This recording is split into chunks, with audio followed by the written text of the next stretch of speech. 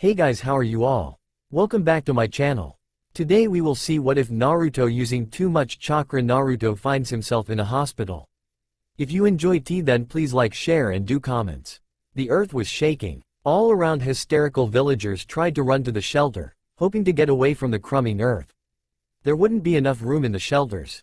The west side of the village was burning, leaving more than half of the shelters useless. The earth shook more violently and a lone old man fell to his knees. The villagers kept running, no one stopping to help the old man struggling to his feet. The building around him crumbled and fell. Not a soul seemed to care that the old man would face his death by the rocks falling toward him. A gust of wind, stronger than anything natural, blew above the man's head. He looked up and saw the rocks lying on the ground, several feet from their original destination. He turned and saw a man, clearly a shinobi, running toward him. The man grasped his forearm and tugged him to his feet. The wall on the east side is still clear, shinobi are keeping it intact. Hurry! The man pushed him slightly in the right direction.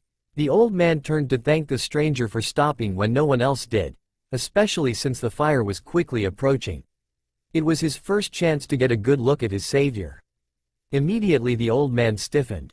He recognized the blonde hair and blue eyes of his savior. It was the Hokage. With the village crumbling around him, the Hokage had taken the time to help an old man to his feet. As the old man made his way toward the east wall, he knew the village would be okay. How could it not, with a Hokage like that? Running toward the burning building, Naruto was sure Sakura would kill him if she knew what he was doing. She would hit him and call him a baka, saying that he was the Hokage and should act like it. He should be out by the east wall, helping his shinobi keep the wall from crumbling. It was their last defense. But he had to make sure no one was left. So he kept running west. Most of the building had already fallen, any hope of life gone. As he went down the streets closer to the wall, Naruto strained his eyes, trying to pick up the slightest sound of a cry. He was halfway down the third street when he heard it. It wasn't a scream, like he had expected, but quiet sobbing. He looked around, trying to find the source. At the end of the street was a building that was only partially collapsed. There was enough room for one person to be stuck in. Naruto sent a steady stream of water toward the remains. Once the fire was out, Naruto set to work moving the stones. He wasn't as good as Sakura when it came to strength, but he had been practicing with putting his chakra into his muscles. With some effort the debris cleared away. The sobbing quieted some, and Naruto saw the source. A boy, maybe 10, was curled up on the floor. Leaning down, Naruto picked the boy up. The boy looked at him with light green eyes, red from crying. Hearing a crashing noise, Naruto looked up. Part of the east side had caught fire, meaning his time of searching was up. His village needed him now. Still carrying the boy, Naruto took off toward the east. The boy was still crying, but it was no longer the open sobs Naruto had first heard. Looking around, he saw Iruka running toward him. Hokage-sama, the shinobi have been trying to save the village for 5 hours now. They are nearing their limit. How had a simple comet managed to nearly destroy their village? A few hours earlier a comet, about 10 feet in size, crashed into the west wall. The comet had been on fire from its fall, and the crash had disturbed the mountain, causing both fire and earthquakes. Unlike an enemy shinobi, nature had no weaknesses. The earthquakes were subsiding, but the shinobi were exhausted from saving as much of the village as possible, leaving the fire to be the real problem. Naruto looked at the mountain that held the faces of the village Hokages. An idea hit him. Iruka-sensei, please take this boy and go back to the wall. Naruto moved the boy into Iruka's arms. What are you thinking? Iruka was apprehensive. He knew better than anyone else that Naruto's plans were usually a little eccentric. I'm thinking the village needs a little rain, Naruto said with a smirk. Iruka nodded, still clearly worried, and hurried toward the wall with the boy in tow. Naruto needed to get to the Hokage mountain quickly. Kyuubi, now's where I need you. So now you ask for my chakra, Kit? Why not earlier? I need to use my chakra wisely. Using yours leaves me feeling drained afterwards. And now? Now things are different. The village is half destroyed. Everything wouldn't been easier if we hadn't been away from the village when the comet first hit. Naruto has been on his way back from a meeting with Gaara and Suna, when word had reached him through one of his toads that the village was in trouble. He had still been several miles away from the village. At first he was going to use the Kyuubi's chakra to increase his speed, but had realized it would just leave him exhausted after a few hours, and he had no idea how long this would last. It definitely would have been. Naruto was already on top of the mountain. Looking out, he could see the village in ruins below him. The west side was completely destroyed, nothing but a mess of charred debris. The fire was now spreading throughout more of the east side. He had to act now. Naruto had only been working on water element for a few weeks now, but with the Kyuubi's help, this would work. Using the Kyuubi's chakra, Naruto made the hand seals. Bird, fish, dog, fish, bear, wolf, bird. Water slowly started to drip from the mountain. Naruto put more chakra into it, causing the water to flow more freely. The Hokage mountain was turning into a waterfall. Naruto realized that in order to keep the water flowing, he had to add more chakra. Naruto smiled when he saw the flames getting doused by water. He could sense where the people were, and made sure to keep the water from flowing in the direction. The fire was nearly out when Naruto first felt his body trembling. His vision became lined with black spots. What's going on? There's a between your chakra and mine, Kit. You've used too much of mine, as well as your own. You need to release the ninjutsu, now or we will die from chakra exhaustion. I can't release it now, the water will just flood the entire village. I need to move it out of the wall so it can spread and level itself out. Using more of my chakra will kill you. I need to save my village. Kyuubi's growl was enough approval for Naruto. Reaching for more chakra, Naruto directed the water's flow to go outside the gate. Once there were no walls to restrict it, the water would spread out and soak into the soil. Before even half of the water was out, the trembling became worse. Naruto gritted his teeth. He had to get the water out. He reached for more chakra. Naruto fell to his knees, his body shaking uncontrollably. With his fall, his concentration broke, and he lost control of the water. Panicking, Naruto looked at the village. Most of the water was outside the gate and the remaining water wasn't enough to damage the village. He had succeeded. The black spots returned, and soon everything was black. Naruto felt his body fall forward, landing on the hard rock. Then he felt nothing. Naruto slowly opened his eyes. The darkness and the water on the ground immediately told him he was in his mindscape. Standing up, Naruto walked toward where he knew the Kyuubi was. Unlike usual, he couldn't feel the Kyuubi's chakra. He turned the corner and saw the cage that held the Kyuubi. The great beast was lying on the ground, his breathing unsteady. What's wrong, Kyuubi? Naruto slowly approached the demon. Kyuubi opened his eyes. I am drained of my chakra. It will take me several days to recover my strength. Kyuubi was weakened? How can the Kyuubi know Kitsuneba drained of chakra? Kyuubi growled at him. I warned you that there was a balance between your chakra and mine. You should have stopped when I warned you to. You should have learned water before fire. If you had, then you wouldn't have been exhausted by such a simple technique. We can't change the past, so quit trying to make me feel bad about my choice of elements. Naruto walked over to Kyuubi and put his hand through the cage. He stroked the Kyuubi's fur. I am sorry that I had to rely on you so much. I'll improve so I won't drain you again. Just wake up so I can start refueling with some of your chakra. It should speed up my recovery. Naruto nodded and sat on the wet floor. He had discovered that meditation was the easiest way to return to his body. He felt a shift in his mind. He was in his body again. Bright light assaulted him as he opened his eyes. He was in a white room, and there was a beeping noise to his left. A quick look around confirmed that he was in a hospital. He grew irritated. He hated hospitals. He knew he passed out, but that shouldn't require a hospital visit. Tsunade should have just brought him home. He always woke up within a day anyway. A nurse that he didn't recognize walked in. She smiled when she saw he was awake. How are you feeling? The nurse asked in a sweet voice. I'm great. There's no need for me to be in the hospital anymore. The nurse eyed him skeptically. You came here with severe chakra exhaustion, and it's only been a day. We can't just release you because you say you feel fine. Now let me take your vitals. The nurse set to work reading and recording what the machine said about his health. Of course he was fine. This nurse must be new, since she obviously didn't know that Naruto would only escape from the hospital if he wasn't released. A knock sounded on the door. Naruto and the nurse both looked. In the doorway stood a shinobi. His back was straight and his face firm, which confused Naruto. Who was this guy and why was he looking at the Hokage like that? Ito-san, what can I help you with? Though the nurse asked, her face indicated she knew why he was here. Is he stable enough to question? Ito's voice was just as firm as his looks. The nurse nodded. Glancing back at Naruto once she left the room. Now he was really confused. Why was Ito, whom Naruto was shocked he didn't know, questioning him? What had happened in the past day for the Hokage to be put in such a situation? Ito walked to the chair by the window and sat down. He stared at Naruto for a minute before he started his questioning. How did you come to be passed out on top of the Hokage mountain? Was that why he was being questioned? If so, why didn't Tsunade or Kakashi ask? Was it really even that important? I used too much chakra while putting out the fire. It left me exhausted. Ito kept staring. And why were you on top of the Hokage mountain? It gave me the best vantage point to put out the flames. Why did it matter? He was the Hokage, he shouldn't have to sit here and be questioned. How did putting out a fire leave you so drained? Now Naruto was frustrated. It wasn't any of the guy's business.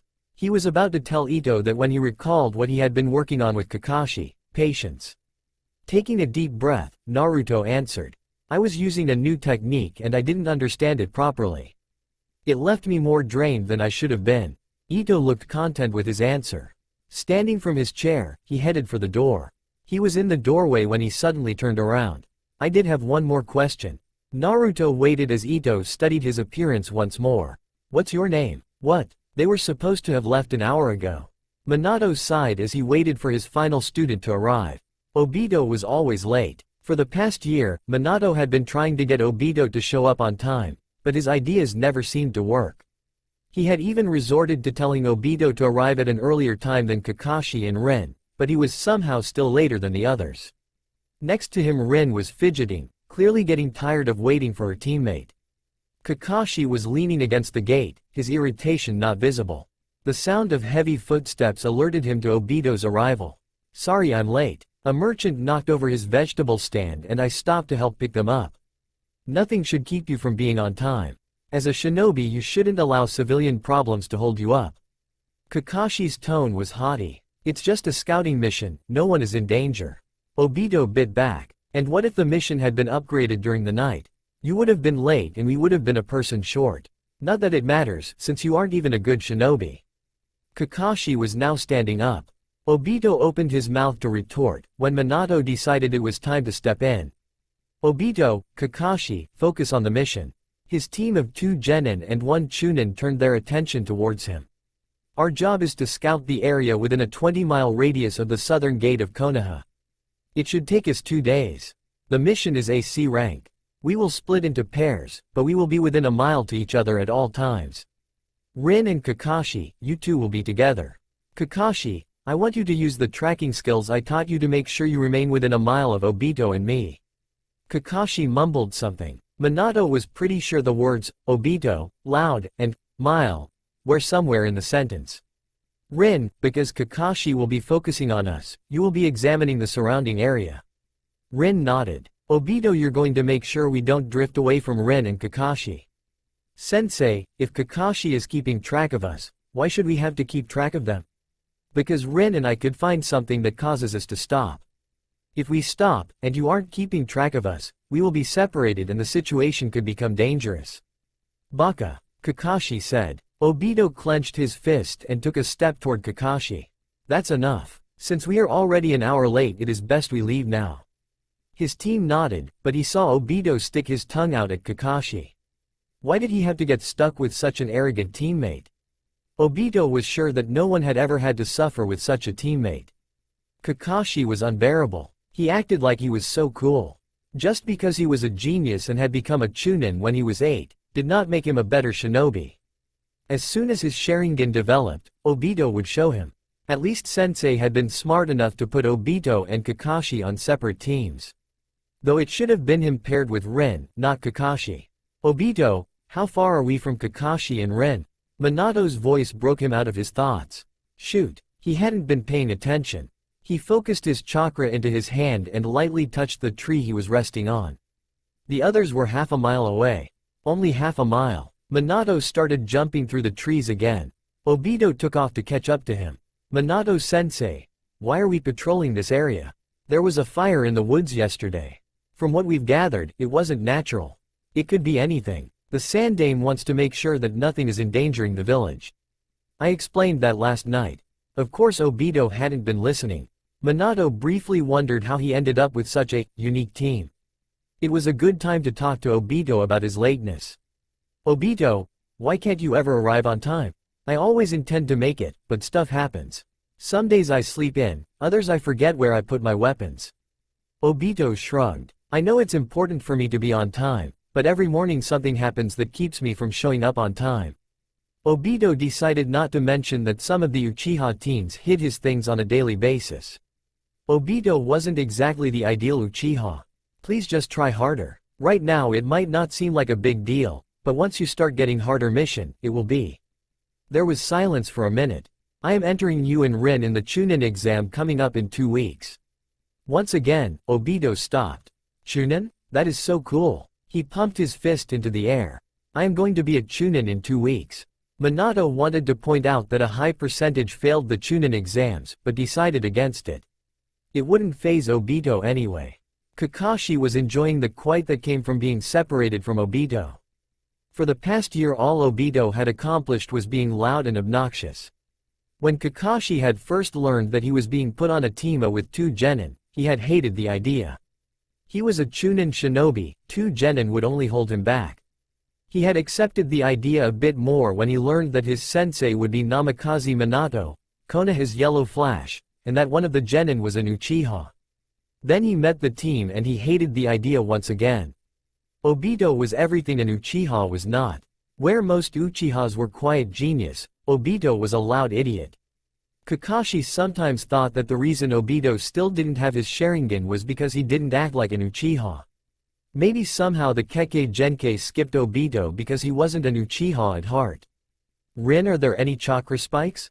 Rin shook her head. There are small wavelengths of chakra, but with the village this close, that's nothing unusual. Kakashi nodded and kept moving. Rin snuck several glances at Kakashi. It was true that she had a crush on him, but she hated when they were alone. It was always too quiet. Kakashi was a mystery to her. He never opened up to anyone, not even Minato. Even for a shinobi, it couldn't be healthy to keep his emotions bottled up. They jumped in silence for hours before Rin felt something. From what she could feel, it was a person, but there was no chakra emanating from them. She told Kakashi, if there's no chakra, then it's probably just a civilian. We should still check it out. Kakashi turned to go in the direction Rin had indicated. It probably is a civilian. But it didn't feel like one. Rin didn't know how to describe the feeling she had, but it was like she knew that whoever it was someone extremely powerful.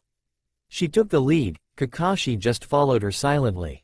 We're getting closer to the Hokage mountain. Kakashi noted from behind her. She hadn't noticed, but the path they were on headed straight towards the monument. They were still 4 miles from the mountain when Rin saw the body. It was lying face down, completely still. Rin couldn't help but think that the person might be dead. She had never seen anyone look so still. As she and Kakashi got closer, the first thing Rin noticed about him was his hair. It was the same color blonde as Minato's, which was unusual. Most of the villagers had dark-colored hair. Rin knelt next to the body to see if he had a pulse. It was faint, but steady. Slowly, Rin and Kakashi turned the man over so he was now on his back. Rin was once again surprised. He looked a lot like Minato. Kakashi seemed to be surprised as well, for he stared at the man for a moment before looking at her. She nodded and inserted a small amount of chakra into the man's body. He didn't have any external or internal injuries. His only problem seemed to be chakra exhaustion. Rin had never seen someone in the state of exhaustion this man was in. There wasn't a trace of chakra left in his body. This man should be dead, but he wasn't. Rin was training to be a medic nin, but this was beyond her knowledge. Minato-sensei and Obito are almost here, Kakashi said. As soon as Obito told Minato that Kakashi and Rin had suddenly changed course, they had done the same. There wasn't any urgency in Kakashi and Rin's pace, so Minato wasn't worried. The clearing where the two had stopped was up ahead. The first thing Minato noticed was Rin's face, which looked confused. The second was the body of a teenager. Minato quickly assessed that the man was still in his teens, probably 18 or 19. He was wearing the standard shinobi vest, marking him as a shinobi without a Hite 8. All other thoughts stopped when he saw the man's face. It wasn't quite the same as looking in a mirror, but it was close. The man's hair was the same color as his, and his face was shaped similarly. The biggest difference came from the twin set of whisker-like scars on the man's cheeks. What's his condition, Ren? He's exhausted all of his chakra, and I mean all. I know he's used chakra before, but there isn't a trace of any left. He should be dead. Minato nodded. We need to get him back to Konoha. Minato didn't like the idea of leaving his team, but Kakashi was a chunin. If he was older, he would be in charge of his own team right now. I'm going to take him to the hospital. I want you three to finish the mission together. Kakashi, you're now the leader. Kakashi and Rin nodded, but Obito grumbled about Kakashi being in charge of him. Obito, a good shinobi does his best, no matter if he likes his leader or not. Obito reluctantly nodded. Minato carefully picked up the body. It was for occasions like this that he was glad for his Hiraishin no Jutsu. Within seconds Minato was at the hospital. The nurses immediately took the man's from his arms. Do you know what his condition is, Minato-san? My student said he has severe chakra exhaustion. The nurse nodded and the man was placed on a stretcher. Not knowing what to do now, Minato sat down in the waiting room. He would stay until there was new news on the man's condition. In the meantime, he was left to ponder why the man looked so much like him. Rin said that the man had used chakra before, so the man was probably a shinobi. What had caused this man to lose all chakra? Nothing unusual had happened in Konoha except the fire. And the fire could be something as simple as a shinobi being ashamed to admit he had lost control during training. Was that how the man exhausted his chakra? Minato looked up when he noticed a nurse making her way toward him. He stood to his feet and met her by the reception desk. What's the man's condition? Your student was correct in diagnosing the problem as chakra exhaustion. I have never seen anyone so drained. I don't know how the man managed to stay alive, but we were able to stable him. It'll probably be 5 to 6 days before he regains consciousness. The nurse glanced down at her folder. Can you please notify the Hokage? I know I should put the report in myself, but we are short on staff today. The nurse was fidgeting slightly. Minato hadn't even thought that it would have to be reported to the Hokage that an unknown shinobi had been found. Stupid. I'll do that now. Please, update me on the man's condition. When the nurse nodded, he left. Walking toward the Hokage manor, Minato wondered again how the man came to be in the woods. Ito didn't know who he was. He was the Hokage. All of the shinobi should know who he was. Unless you're not in Konoha. Naruto looked at Ito, still standing in the doorway. The man had a Hite 8 with the leaf symbol. Until he got out of the hospital, that would be as close to confirmation as he could get. As soon as Ito left, he could sneak out and see if the village was familiar.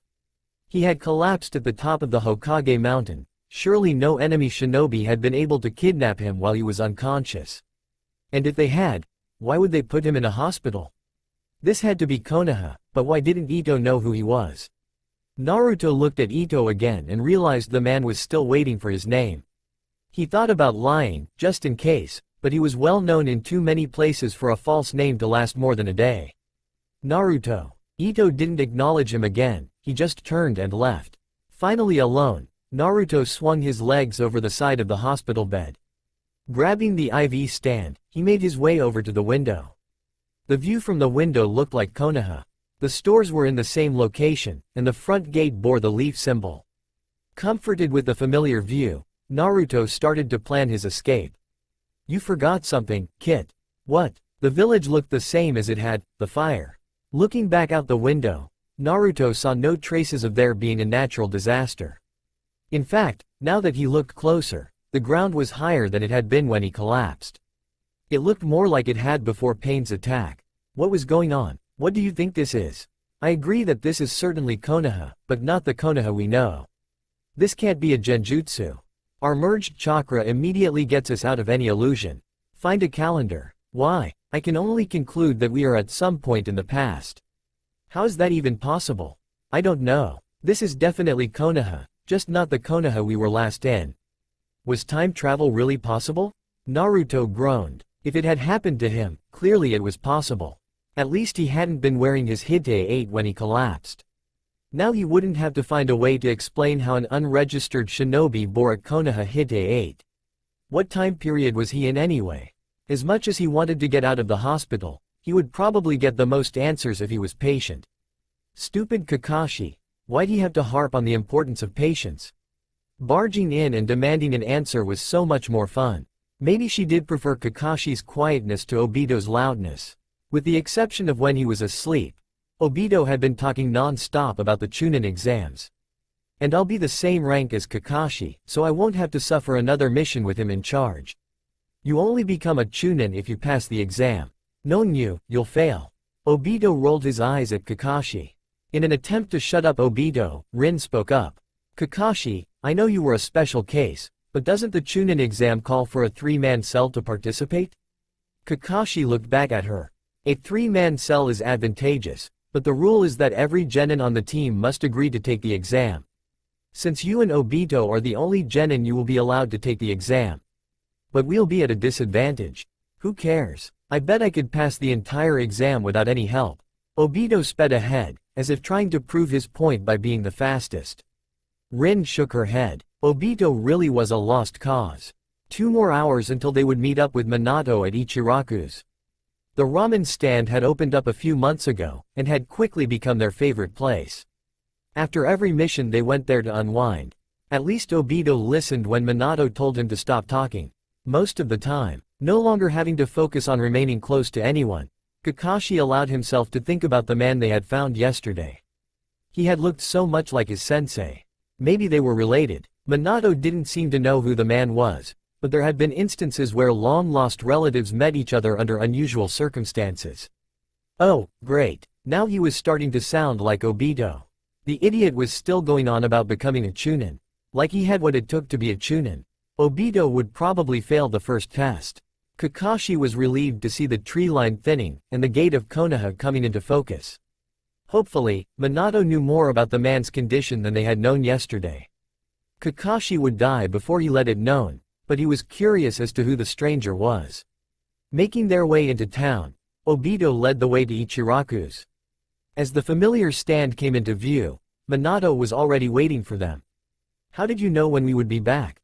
Obito asked as he, once again, ran ahead.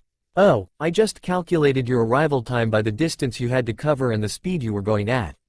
With an estimated time for rests, I figured you'd be here within the hour. Minato grinned. You put one of your marks on this place, didn't you?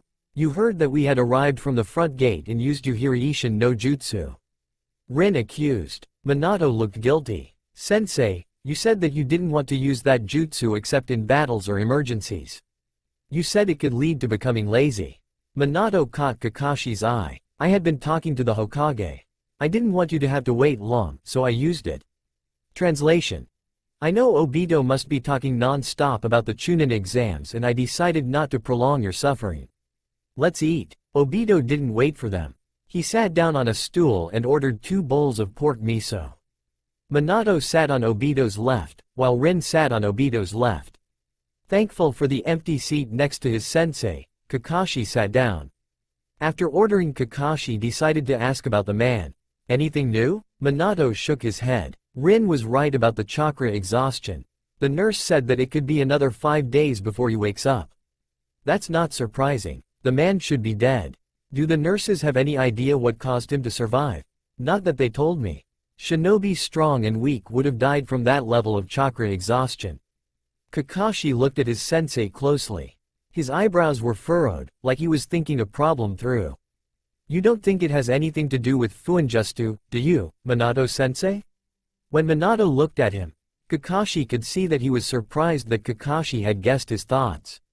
I think it's possible. If it is Fuinjustu, there should be a seal on him. A seal of some kind would be the best outcome. Seal masters like Minato and Jiraiya might even be able to copy the seal and use it. If shinobi were able to exhaust their chakra without dying, that would help win the war. Minato-san. Kakashi looked behind him at the same time Minato did. The woman hurrying toward them was a nurse from the hospital. Panting to catch her breath, the nurse paused before explaining why she was there. You said to update you on the man's condition. He woke up. The nurse was still trying to breathe properly. Minato eyes widened. You said it would take several days for him to wake up. The nurse nodded. It should have. I have no idea how he woke up this quickly. Ito-san is questioning him right now. Would it be alright if I talk to him after Ito-san is finished? It should be fine. If the man is tired, you'll have to wait for him to wake up, though. I'll be there after I finish lunch. The nurse nodded and turned to leave. Thank you, Minato-sensei, for taking the report to the Hokage for me yesterday. Her cheeks had turned pink. You're welcome. Minato looked uncomfortable. Kakashi kid a snicker. His sensei had a lot of fangirls. Minato tried not to rush through his ramen, but he was curious about the man. Hopefully, Ito was still there and he could ask what Ito had already learned from the man. He really wanted to know how the man exhausted his chakra and then lived. He prayed to Kami that the man wasn't sleeping when he got there. If he was, then Minato would stick around the hospital waiting room until he woke up. Sensei, can you tell us what you learned about that man? We're all curious too. Rin asked as he finished the last of his ramen. I'll tell you what I can, but I probably won't be able to tell you everything. Rin nodded, but looked disappointed. Minato paid Tucci and got up. The hospital was a 10-minute walk from the ramen stand. Minato was tempted to use his Hiraishin, but Rin was right. He had said he wouldn't use it except in special circumstances. It would tempt him to become lazy if he used it to get everywhere. Besides, it was nice to see some of the villagers he had grown up with. He was familiar with most of the vendors, and waved to them as he passed by. Minato entered the hospital and went straight to the reception desk. I brought a man with chakra exhaustion in here yesterday. I was told he was awake and that I would be able to visit with him. He's in room 327. Minato didn't ask how the woman knew who he was talking about already. She was probably working yesterday when he brought the man in. Thanking her, Minato went to the stairwell. He was on the second floor when he saw Ito descending. Ito-san, I was hoping I'd catch you. Ito stopped at the second floor platform. What can I help you with, Minato-san? Can you tell me anything about the man you just finished questioning? I'm heading to his room to speak to him. The man's name is Naruto and he claims to have exhausted his chakra putting the fire out yesterday. His reason for the exhaustion is that he isn't that good with water element and couldn't control his chakra. Thank you, Ito-san. Minato passed Ito and continued onto the third floor. Naruto, huh? That was a strange name. The door to room 327 was cracked open when Minato arrived, so he pushed it open and walked in without knocking. Naruto was sitting up on his bed, staring at the ceiling. He looked at Minato once the door was fully opened. Immediately, his eyes widened in what appeared to be shock. I'm sorry for startling you. Minato apologized. Naruto continued to stare before he jerked out of it. Oh, it's fine. Naruto stuttered. It was my team that found you yesterday. I came here to ask you some questions. Minato took Naruto's silence as an invitation to ask. Sitting in the only chair in the room, Minato looked again at the man. Naruto really did look like him. His blonde hair was the same as his own, and now that Naruto was awake, his eyes were the same shade of blue as well. How old are you? Naruto jumped at the question, having probably expected something related to his stay in the hospital. 19. So Minato had been right about his age. Naruto was only 2 years his junior. I haven't seen you around before, are you a Konoha shinobi? Again, Naruto waited before answering. No, my village was Getsu, hidden village under the moon. I recently left. I didn't agree with the politics. Minato nodded. He didn't know much about Getsu, just that the village usually sent a few representatives to the Chunin exams. Why come to Konoha? Pause. After I left I met a Konoha shinobi. He kept talking about the will of fire. It made me curious. Is water your element affinity? Pause. Yes. If you aren't that good with water jutsus, why didn't you find help? It wasn't a big fire. I figured I could deal with it. I didn't expect to be drained of my chakra. What are your plans now? This pause was longer than the others. I was wondering if I could become a Konoha shinobi. From what I've seen, I really like this village. It was hard to consider letting a stranger join the ranks of Konoha shinobi, but Naruto certainly didn't appear as an enemy. If Ito reported that Naruto wasn't going to harm them, then maybe the Sandaime would agree to it. It could be possible. Minato studied Naruto again. I do have another question.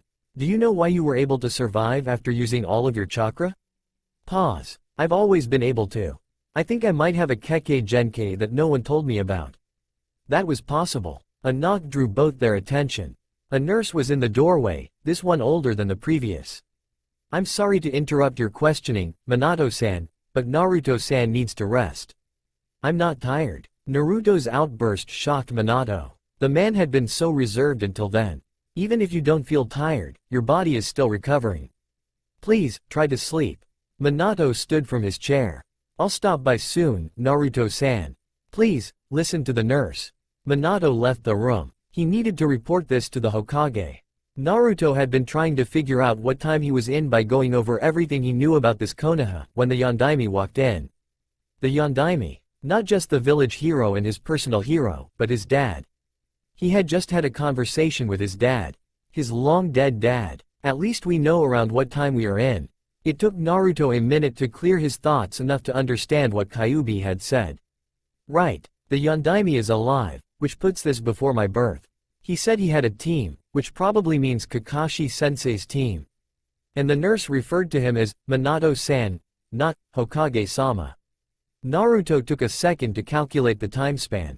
We are between 23 to 25 years in the past. How is this possible? Minato wasn't sure if Naruto was telling the truth about how he ended up in Konoha, but the man didn't seem like he was dangerous to them. Naruto's survival and recovery was still a mystery, leaving Minato to still be slightly suspicious. How could anyone have that kind of healing abilities? The only explanation was what Naruto himself had supplied, Kekkei Genkei.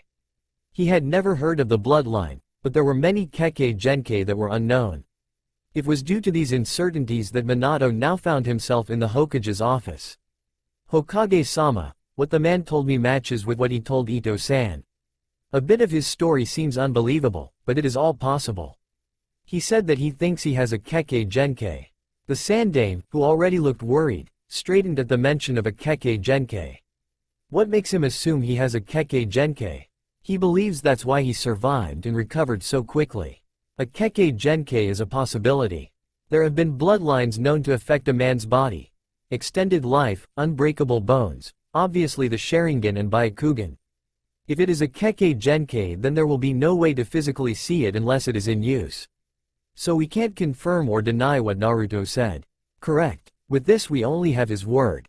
What is his purpose for being in Konoha? This seemed to be the root of the Sandame's worry. He said that he met a Konoha shinobi that told him about the Will of Fire. Naruto said that it interested him, so he decided to come to Konoha and see for himself. Do you believe what Naruto claims, or do you believe he is a threat to the village? That's what the problem came down to. Minato couldn't help but be skeptical to Naruto's intentions, but he was certain that the man wasn't a threat. There was just something about Naruto that caused him to trust him. I don't think he is telling the entire truth, but I also don't believe he is a threat. He seems to truly want to be a Konoha shinobi. He said he really likes the village. The Sandame was quiet. Minato could see the evidence that he was deep in thought. The Hokage's eyebrows were furrowed and he seemed to be staring at the report in front of him. We have granted wandering shinobi the right to join Konoha before. I will have to meet Naruto personally to discern his intentions myself. Were you told when Naruto will be released from the hospital? Minato nodded. They are keeping him overnight, but the nurse told me that he is almost fully recovered. With the rate he's already recovering at, he should be released tomorrow morning. After he is released, please escort him here. The sooner we talk the better. The Sandame smiled at him. Your students turned their report in earlier. They did well on their own. Thank you, Hokage-sama. He was proud of his students. He hadn't been sure that Kakashi and Obito would make it. He had never seen two teammates fight like those two did. He pitied the sensei that had a more dysfunctional team than him. Just a few more hours. The nurse had informed Naruto the previous night that it looked like he was going to be released in the morning. He had fallen asleep easily enough, but had woken up around 4. For the past 2 hours he had nothing to do but go over the basics of chakra control and usage. Kakashi would be so proud of how he was spending his time. Tick, tick, he was going to break that clock. With everyone being asleep, the room was too quiet. He heard everything. The nurses outside the room, the trees hitting the window, and that stupid clock. Any minute now. The nurse should be back to check on him any minute. Calm down, kid. I'm trying to rest. Since when do you need rest? Since you almost killed me. Oh, sorry about that. 30 minutes later the nurse walked in. The nurse's nametag read Hitari. She smiled at him but didn't speak. She looked at his vitals and recorded them in her notebook. It looks like your body is fully recovered. I've never seen something like this happen before. If you were from my time you would. He had never stayed in a hospital for more than 3 days, the longest time being when he fought Sasuke at the Valley of the End. Does this mean I can go? The nurse smiled at him like would a child. Well, you seem eager to get out of here. I don't see a reason you can't leave. I'll go get the release forms. Hitari left still wearing her smile. Finally, freedom. You seem a little too happy to be leaving. Naruto jumped, surprised that someone had managed to sneak up on him. The Yondaime stood in front of him. He's not the Yondaime yet. I hate hospitals. I always have. He couldn't believe his father was standing in front of him.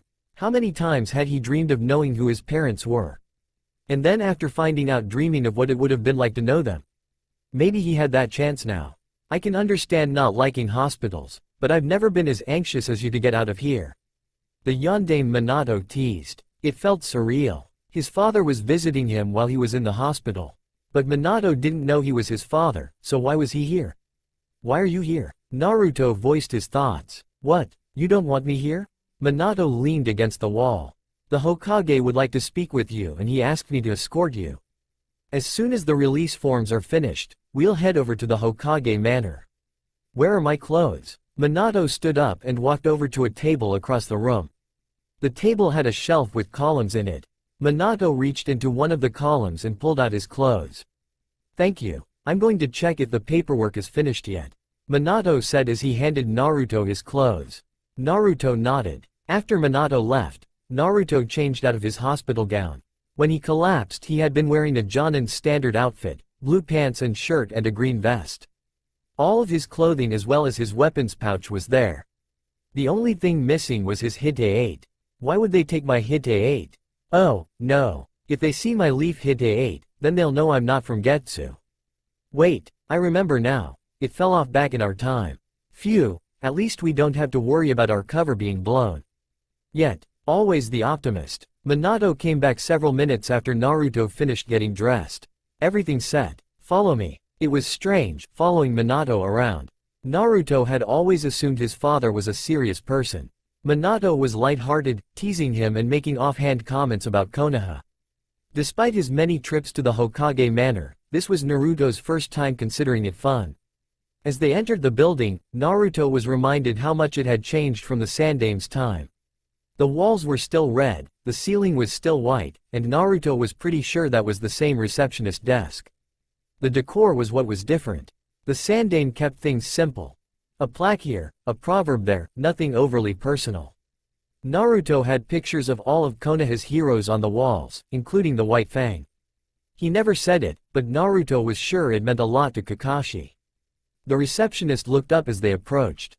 Hokage-sama told me to send you back, Minato-san. Minato said thank you and walked past the desk. Naruto really didn't need Minato showing him where the Hokage's office was, it had become his own office, but it was best not to let that out. Minato stopped at the door to the office and knocked. After being told to enter, Minato opened the door. Naruto was startled by how much younger the Sandaime looked. He had known that the Sandaime was alive and had to be younger, he just wasn't expecting how much younger he looked. The Sandaime Naruto knew was completely gray, had a bend to his posture, and had many wrinkles. This Sandaime still had some color in his hair, sat up straight, and had significantly less wrinkles. Naruto wondered, not for the first time, how many years the Yondaime's death and Orochimaru's betrayal put on the Sandaime. The Sandaime looked startled to see him at first. Naruto assumed no one mentioned how much he looked like Minato. The Sandaime stared at him for a few seconds before turning his attention to Minato. Thank you for escorting him here. I would like to talk with him alone. Minato bowed his head and left. Left alone with the Sandaime, Naruto felt unsure what to say. The Sandaime was quiet, studying him. After what felt like minutes, the Sandaime spoke. My subordinates have told me your story, but I would like to hear it from you. Hopefully he remembered his lie. I'm a shinobi, originally from Getsu. I grew to dislike the politic of Getsu and left the village. During my time of wandering, I met a Konoha shinobi.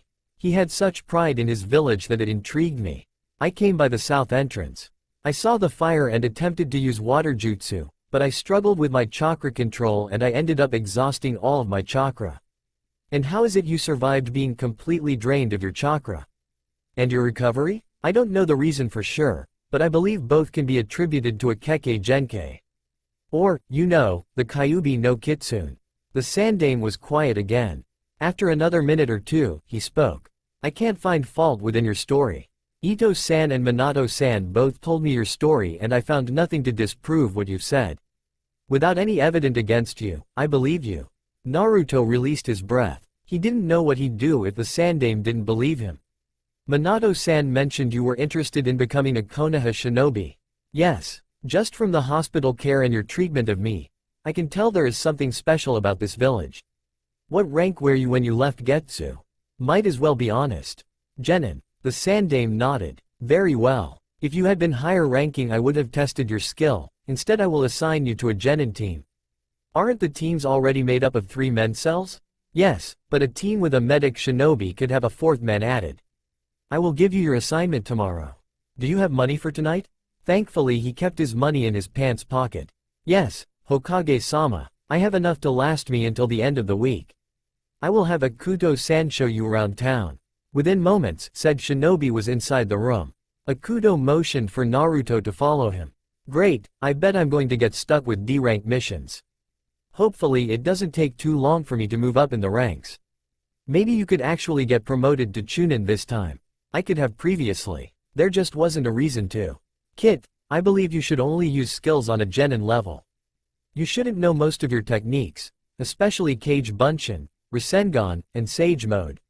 I agree. I'll mostly rely on Taijutsu and water techniques. This will give me a chance to improve my water jutsus. And I'm not going to be relying on you, Kyuubi. I don't want anyone here to know I'm a Jinchuriki. Naruto paused when he realized he had already resigned himself to being here long term. Minato had been expecting to get summoned to the Hokage's office for a second time. The Sandaime was probably going to fill him in on his decision about Naruto. How can I help you, Hokage-sama? Minato bowed his head in respect. I agree with you about Naruto. He seems genuine, but not everything he said rings true. I've decided to trust him and give him the benefit of the doubt. I also approved his request to join the ranks of Konoha shinobi. Minato hadn't expected that. When are you going to test him? It seems that will not be necessary. He is only a Genin rank. It would be best to put him on a Genin team with a medic shinobi, in order to keep balance to the teams. I believe the best solution would be your team. What, my team? With Rin-chan's specialty being in the medical field, it would be good for your team to have another shinobi for battles. Do you have any reason for Naruto to not be placed on your team? I don't know much about his personality, and I'm afraid he could clash with Obito or Kakashi. That is an unknown factor, but I believe your team will overcome it. This also solves another one of your problem? When Minato looked confused, the Sandaime continued. You will have 3 Genin on your team, which takes away from Rin and Obito's previous disadvantage during the Chunin exams. That only gave Rin, Obito, and Naruto 2 weeks to start operating like a team. And even if they were training for the Chunin exams together, he also needed to make sure Kakashi developed teamwork with the new addition as well.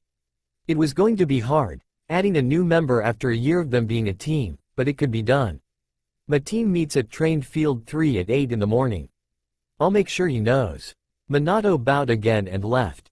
He hoped Naruto was good at working on a team. Years as a wanderer taught you to work alone. He knew, he had seen it in Jiraiya. Naruto walked the path he knew led to Training Field 3.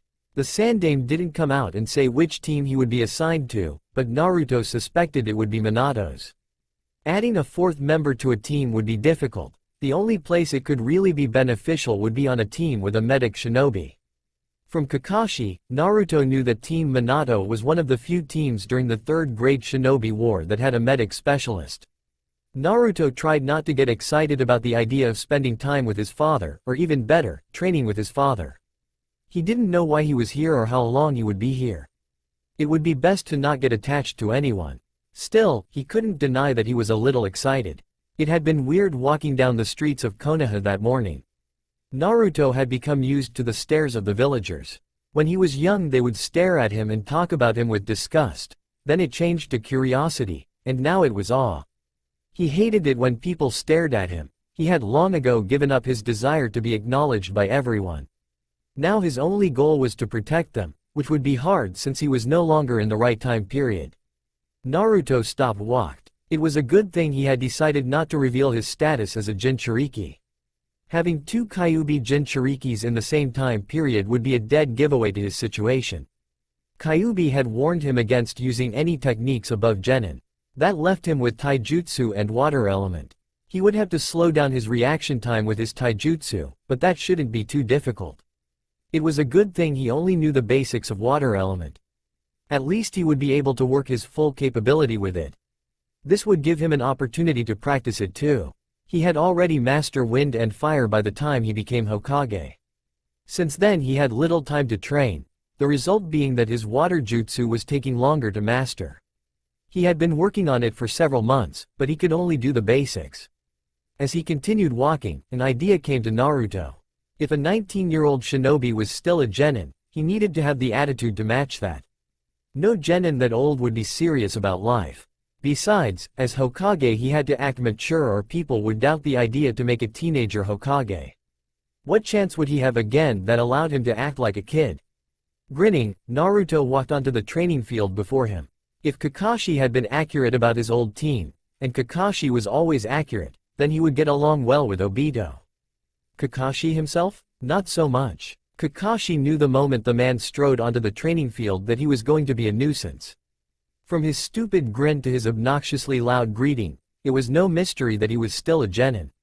How did he survive by himself for years? His behavior screamed, "Kill me now. This idiot better not hold him back."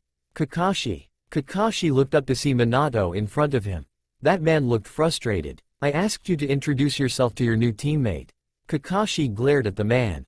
"Hitaki Kakashi." The man smiled wider. Didn't the idiot know when he was being glared at? "Naruto. Nice to meet you, Kakashi." Kakashi flinched. No honorific? Who did this guy think he was? Minato must have sensed the death wishes stemming from Kakashi. "This morning I want to see your abilities, Naruto." Minato turned to Obito. "You're going to be Naruto's opponent." Obito nodded. Kakashi grimaced under his mask. The two idiots training together? That was going to be a waste of his time. Rin stared at the blonde-haired, blue-eyed man that walked onto the field. She figured it was irrational, but she had thought that since he looked so much like Minato, that he probably acted like him too. He was the complete opposite. The first thing Naruto had done was wave to them and shout out aloud, "Hello." It had been so far from what Rin was expected that she actually jumped, startled. Then he had addressed all of them by their first name, without any honorifics. Minato was the only person he used an honorific for. Rin walked to the edge of the training grounds. With Obito's fire jutsus it was best to give the two of them their space. Once she and Kakashi were behind the posts, Minato gave the signal for them to start. Rin hoped Obito wouldn't hurt Naruto. It'll be weird having a new addition to the team. Rin looked up at Minato, hoping he wouldn't be too drawn into the fight to not respond. "It will be strange for a few weeks, but you'll get used to him. I will warn you that this will probably affect you the most." Minato glanced down at her before looking back at the fight. He must have seen her confusion, because he continued. "With only two teammates, your medic status has only been of assistance after battle. With a third teammate, you will be able to attend to those in need during a battle." That was a good thing. Even while still in the academy, Rin had wanted to become a medic shinobi. With Naruto's arrival, it seemed to be happening. Minato wasn't sure it was a good idea to out Obito against Naruto. He had originally intended for it to be Kakashi, but that had changed as soon as Naruto showed up. He didn't know what he was expecting from the boy, and yes, despite his age he was definitely still a boy, but it hadn't been this.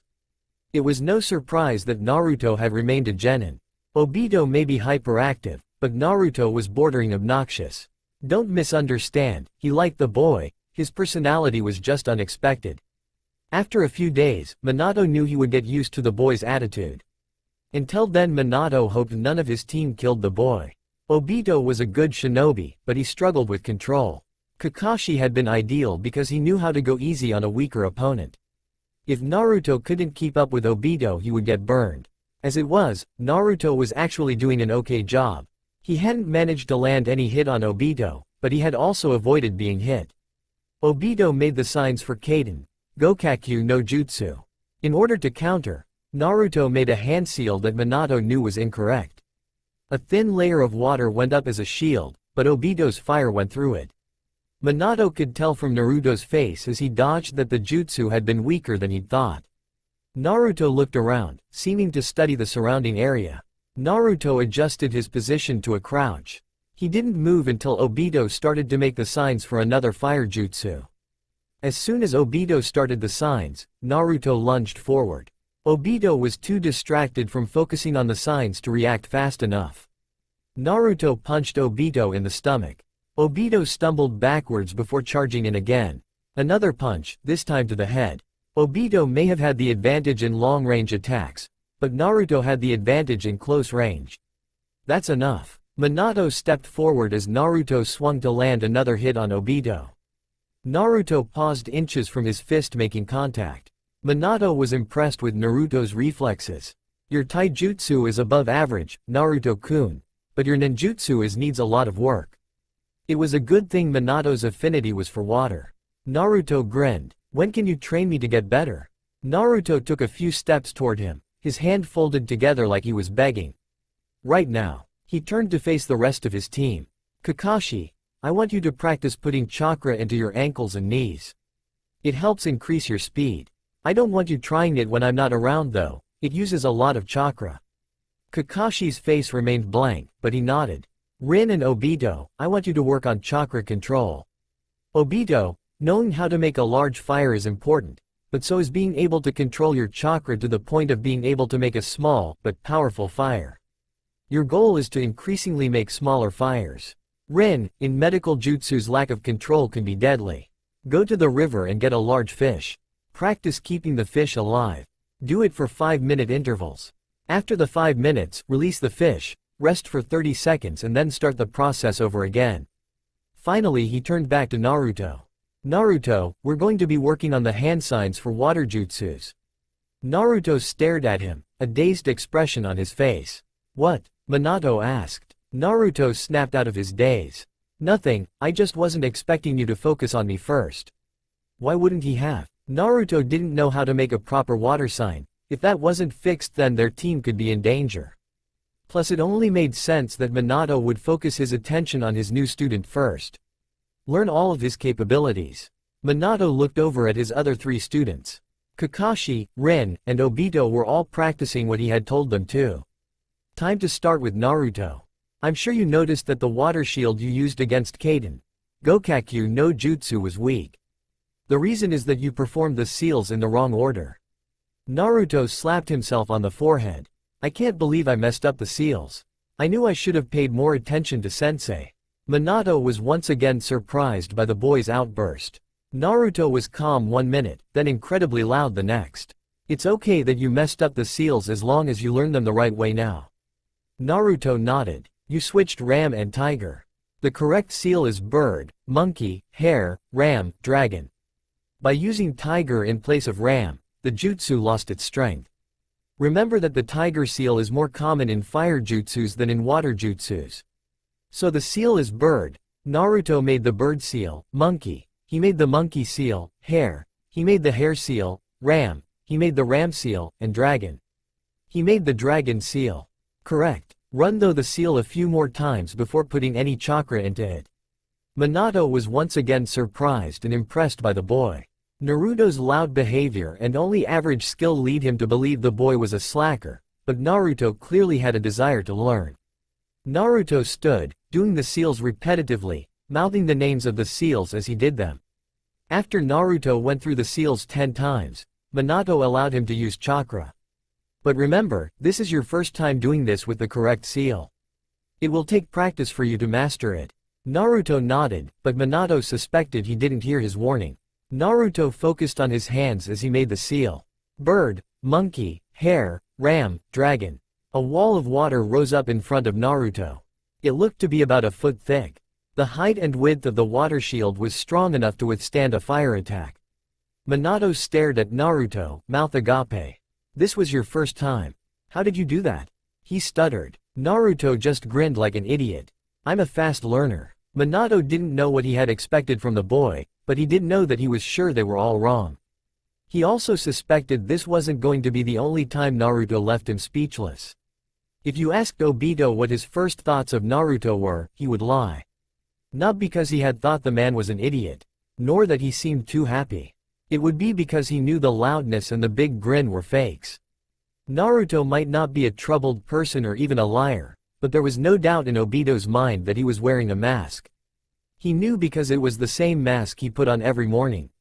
It came as no surprise to Obito that no one else noticed. They never did. Sarutobi Hiruzen stared at the papers before him. Like every day, he had to sign off and assign missions. He sat hunched over in his chair, deciding which pile to tackle first. Completed missions or unassigned mission. Signing off on completed missions would be the easier task. He would scan the file before putting his signature at the bottom and placing it alphabetically in the proper drawers.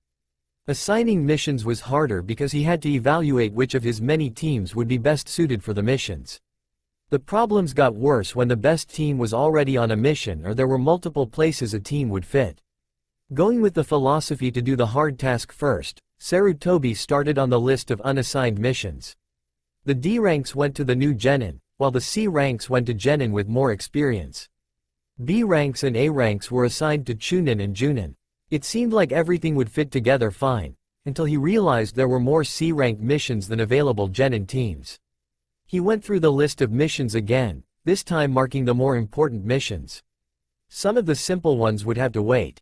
After spending another 30 minutes poring over the papers, Sarutobi still had one emergency mission that was left unassigned. It was an escort mission from Konoha to one of the Land of Fire's border villages. The client wasn't nobility, but he was the leader of a small village. He had heard enough about Rouge Shinobi to refuse to enter the forest without an escort. Going over the list of available genin for a third time that day. The only team that wasn't away on a mission or about to be was Team Minato. He had told Minato the previous day that he would allow his team a break from assignments out of the village so his team could adjust to a fourth person and train for the Chunin exams. It looked like he would have to break that promise. Sarutobi sincerely hoped this wouldn't affect Team Minato's performance in the Chunin exams.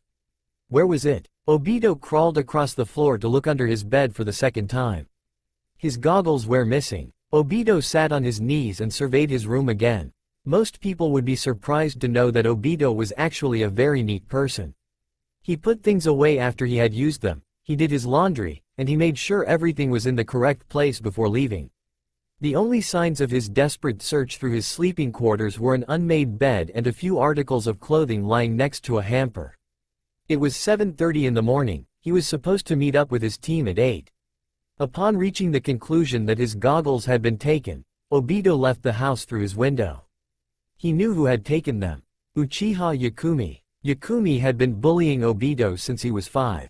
At first Yakumi had hit Obito, but once Obito started the academy and learned to fight back, Yakumi stopped the physical beatings. Now he simply took Obito's weapons or goggles. Obito had thought about getting himself a backup of all of his equipment, but it cost too much money. He didn't make that much from missions and his parents wouldn't pay for them. Obito ran down the block, several shopkeepers waving to him as he passed. He made sure he had his smile plastered on.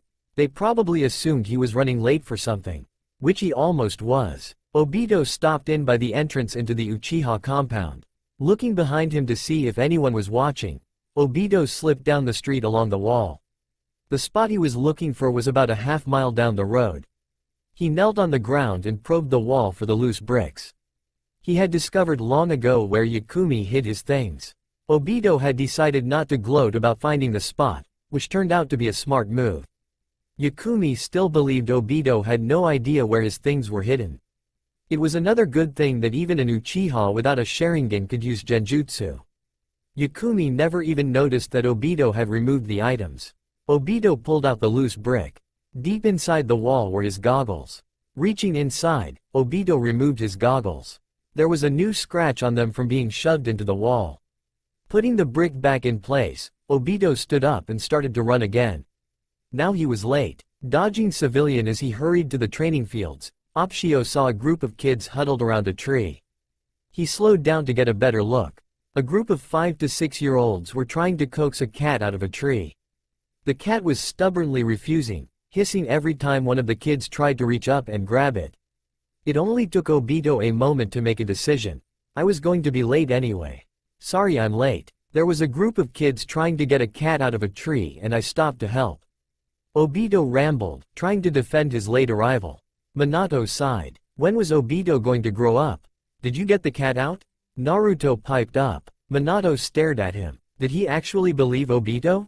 Minato watched Obito's face and saw surprise there. He must have known his story was unbelievable too. Though Minato knew he should count his blessings, Obito was only 40 minutes late today. Yeah, the kids were really happy. Obito rubbed the back of his neck. He turned to Minato. So what are we training on today? Today's training is cancelled. The Sandaime has assigned our team a mission. Minato started. Yes, finally a mission. I hope it's super cool. Naruto was nearly jumping with excitement. Obito was staring at Naruto strangely, like he thought Naruto was some kind of enigma. Minato continued explaining. It's a C-rank mission. Our client is one of the Land of Fire's border village leaders. We need to escort him to his village. The journey is a 2-day journey, so we should be back in Konoha in 4 to 5 days. The village leader isn't a target, so we shouldn't encounter any enemy shinobi. I want you to remain cautious, though. This is your first mission as a new team and things aren't always what they appear to be. Minato thought he heard Naruto snort. He looked over at the boy. Naruto just grinned at him. When are we leaving? I'm going to the Hokage's manor to meet the client. You 4 can go home and get your things. I'm sorry the mission is last minute, but it appears we were the only team that was available. Rin nodded and started off towards her house, Kakashi walking behind her. Obito left a few seconds after them, mumbling something about rushing here for nothing. All that was left was Naruto. I don't really have anything to grab. All of my equipment is with me. Minato detected a hint of loneliness in the boy's voice. It must be hard for him, not even having someone that he needed to let know he was leaving. You can come with me to the Hokage's manor. Naruto grinned a little wider. Please let me do the talking. Naruto agreed, but Minato suspected he had no intention of remaining quiet. A C-ranked mission wasn't really what Naruto had wanted, but it seemed like they were the only team available. Minato was walking next to him, whistling. He stopped and asked, "What do you think of Konoha?" It was actually a hard question. Naruto knew more about what was going on than anyone seemed to think. He needed an answer that would be appropriate for someone who had only been here a few days. The places that I've been to here are nice. Even though Konoha is in war, shopkeepers don't take that as an excuse to inflate prices. Naruto looked at the shops lining the street. Merchants were at their stands, smiling and waving to anyone who passed by. It's the people here that amaze me. They're so friendly. Nowhere else that I've ever been has had merchants wave to a passerby, not to get their business but just to say hello. There just seems to be a different spirit here. Do you think that's what the shinobi meant by the will of fire? Minato didn't answer immediately, instead waving towards several villagers. I think you need to figure that out for yourself. It was such an elusive answer. If Naruto didn't already know the answer, he would have said so. Letting Minato's comment slide, Naruto looked up at the Hokage mountain. There were only 3 faces on it now, not the 5 he was used to. Back home they had still been working on adding his face. He had only been Hokage for 7 months. He wondered briefly if time was moving normally back home or if he would just go back to the time he left it when he returned. That was if he found a way back. Do you want to be Hokage?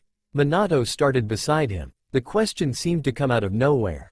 Minato glanced at Naruto from the corner of his eye for a minute before nodding. Yes, ever since I was little. I've worked hard and tried to make myself the best candidate for the job. Did anyone ever doubt you could do it? Did they make fun of you? Naruto didn't know why he was asking. A desire to know more about the man who was his father has suddenly surfaced. Up until that point, Naruto had been viewing Minato as the future Yondaime. He had recognized that the Yondaime was his father, but outside of one other time, he had never thought of this man as his father. Minato took the first step that led up the mountain. Turning around, he faced Naruto. There was this one kunoichi in the academy who doubted that I could become Hokage.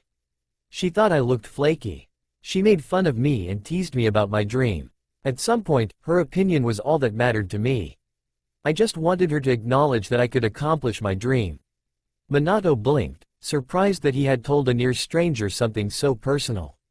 Naruto knew Minato was talking about Uzumaki Kushina, his mother. And have you changed her mind? Minato's lips twitched upward, a lazy smile spreading across his features. I think so. Minato continued walking up the steps. Naruto allowed him to lead the way into the Hokage's manor. The receptionist had them wait several minutes before sending them into the Sandame's office. The Sandame was standing, clearing his desk off. This was the first time Naruto had seen the Sandame of this time stand. His back was straighter, making him taller than he had been in the future. Ah, Minato-san and Naruto-san. I do believe you are here about the mission? Minato nodded. I apologize for breaking my promise. I didn't think there would be so many missions at once. Shuffling through the papers, the Sandame pulled out the mission file. Here it is. The client's name is Sato Keiji. He is the leader of a small border village. He heard about several Rouge shinobi and didn't want to travel through the woods without an escort. He should be joining us shortly. As soon as Kakashi, Ren, and Obito join us we will be ready to leave, Sandame-sama. Minato spoke. Naruto thought it strange that Minato had spoken with so much respect in his voice. He had expected the Sandame and Minato to be closer than that. That could be a long wait, Minato-san. Obito-kun had a habit of running late. The Sandame was smiling. Naruto knew that smile. It was the same one the Sandame always gave the Chunins who has spent many afternoons chasing him down. Naruto felt a small comfort, knowing that the Sandame treated Obito in a similar way to how he had treated him. At least the Sandame's treatment had nothing to do with the fox. If he isn't here when Kakashi and Ren show up, I'll go look for him. Naruto offered. The Sandame and Minato both looked like they had forgotten he was there. A knock on the door stopped the Sandame's reply. At the Sandame's request, Minato opened the door.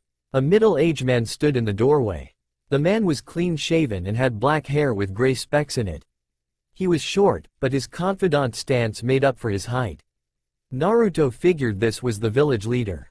Sato Keiji. The man introduced himself as he walked past Minato and into the Sandame's office. Naruto struggled to see a man like this fearing the woods. Is everything in order for my trip? We are waiting on the rest of the team to be here. The Sandame said. Keiji grunted in response. Not a minute later, Obito burst through the doors without knocking. Wait, I'm here first. I could have taken more time to pack. Obito complained. The Sandame and Minato looked shocked at Obito's early arrival. Naruto studied Obito's expression. His attitude didn't match his body language. Obito had complained about being first, but Naruto had seen his body relax, like he had thought he was going to be late and was relieved when he was not. Kakashi and Ren arrived at the same time. Naruto thought it strange that the two were usually together. He thought Kakashi was a loner without any friends, but it looked like he didn't mind Ren's company. With a slight bow to the Hokage, Minato led his team and client out of the building and towards Konoha's gate. He was explaining the path they were going to take to the village leader. Keiji remained confident in his step. Why would someone who wasn't afraid ask for a shinobi escort? Either Keiji was a great actor and was terrified and eyed, or this mission was going to be a lot like Naruto's first C rank. They weren't even a mile into the journey when Naruto first noticed them. A squad shinobi were trailing them. He had sensed two at first, but then a third appeared. The third disappeared within seconds. Whoever they were keeping their distance. The Chakra's signatures were strong and deadly, giving Naruto the notion that this was an assassination squad. Naruto looked at the shinobi in front of him. Minato was leading the way, followed by Kakashi. Keiji was behind Kakashi and Obito behind Keiji. Naruto was in the rear. Did any of them notice the enemy squad? His own tracking abilities were enhanced by the Kyuubi, giving his tracking a wider range than the average shinobi, though it wasn't on par with those with a Kekkei Genkei. Naruto studied Minato, the one most likely to have superior tracking skills. His body was as relaxed as was possible considering they were on a mission. The few moments where Minato turned to look behind him his face had looked serious, but there were no signs of worry. If he sensed anything, he certainly hid it well. If Minato didn't know, that left Naruto with a dilemma. What should he do about it? He had been able to pull off being a genin so far, but if he reported the squad to Minato that would be over. But wasn't the safety of a client and the completion of a mission more important than his own secrets? The squad was still several miles away. Minato would definitely notice them before they become dangerous. What if they're merely making sure you stay on track? What if there is a trap ahead? Naruto growled quietly. This whole being from the future thing was starting to get difficult. Naruto sensed an abrupt stop in front of him. Pushing his chakra into his right foot, Naruto used the extra force to spin around his roadblock. Looking over his shoulder, Naruto saw Obito seemingly frozen. Up ahead their teammates continued on, oblivious to Obito's sudden halt. Naruto looked back at Obito. He seemed to be focusing on something, his features serious for once. Wait, Obito's loud voice was the last thing Naruto expected to hear. Obito's serious expression was gone, his normal happy-go-lucky expression in place. If we continue on this path, something bad will happen. Naruto looked at Obito curiously. Had he really sensed the assassins? Why do you think that, Obito? Rin looked doubtful. Obito was quiet for a second, his expression mocked seriousness. I saw it in a dream last night. Kakashi scoffed. I really did. If we keep going this way, a huge animal is going to attack us. Naruto was speechless. That was the most ridiculous thing he had ever heard. Obito, you may have had a bad dream last night, but it has nothing to do with this mission. And I believe that if a huge animal were to attack, we are more than capable of handling it. Minato sounded exasperated. Maybe Obito made claims like this regularly. We're losing time listening to this brat. Keiji grumbled. Minato nodded, motioning for the rest to follow him. The group was moving once again. Obito didn't seem to be bothered by his team's assessment of his warning, so it must be a regular thing, like his lateness.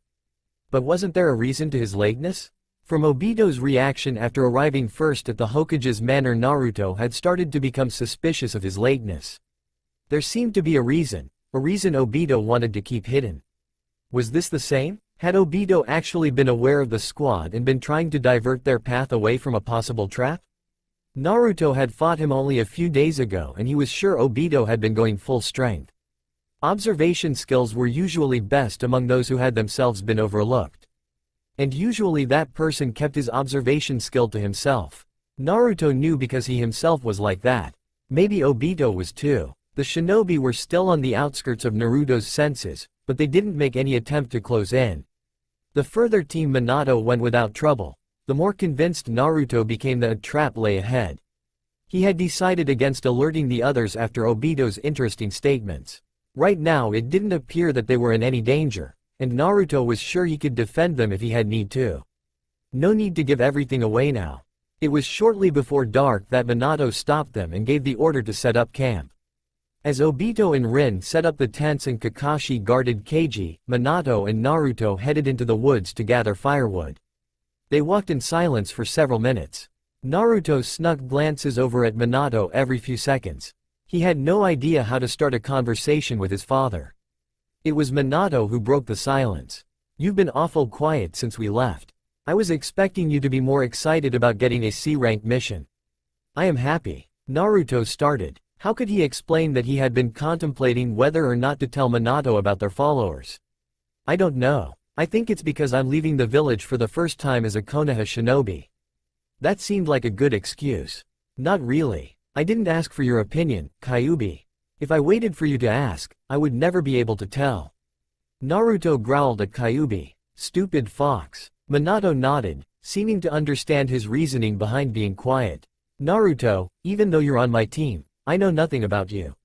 What are your favorite and least favorite things? What are your hobbies and what is your dream? It's important that teammates know each other well. Should he answer the same way he had when Kakashi asked him, and had Kakashi stolen that line of questioning from Minato?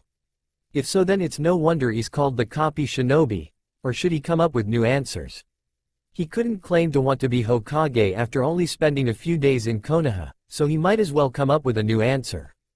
At least to some of the questions. My favorite thing world is ramen. He spoke enthusiastically. My least favorite thing is when my old sensei used to keep me waiting. Minato chuckled, probably thinking of Obito. I only have one hobby and it's training. I love learning new jutsus. Somewhere in his reply he had dropped his pile of wood in order to use his hands to show his enthusiasm. And your dreams for the future? Minato knelt down and started picking up the fallen wood. Naruto bent down to help. What were his dreams for the future? In the past or future his dream had always been to be Hokage. He was Hokage now, so what was his new dream? Did he even have one? I don't know. The answer was more honest than he had been intending. Minato seemed to contemplate his answer. It's dangerous to go through life without a dream. If we don't have a purpose of goal, we could end up losing ourselves along our path. Naruto thought of Sasuke. Sometimes having a dream can be dangerous too. Minato looked surprised at his reply. Shrugging it off, Naruto stood and started back toward the camp. We need to get the wood back to camp soon. Dinner's waiting on us. Naruto hurried off before Minato could stop him. Why had he said that? Why was he so comfortable around Minato that he easily let things slip out? Sure, Minato was his father, but he didn't actually know the guy. Minato stared at Naruto's retreating form. What had he meant when he said that dreams could be dangerous? It seemed so out of character for Naruto to be serious like he had been a second ago. Only a few seconds prior to that statement he had been as happy and loud as ever. Now he was walking away solemnly. Minato wanted to catch up to Naruto and ask him straight out what he meant. It wasn't out of curiosity, he only wanted to know what Naruto had been through. He wanted to know more about Naruto himself. It was a strange desire, being so drawn to a stranger, but there was just something familiar about Naruto. Something that made Minato care about the boy. Naruto and Rin had already started the fire when Minato entered the camp. Kakashi had taken over Rin's spot and now he and Obito were wrestling with the tent poles. If it wasn't for the coming rain, Minato would have told them to forget it.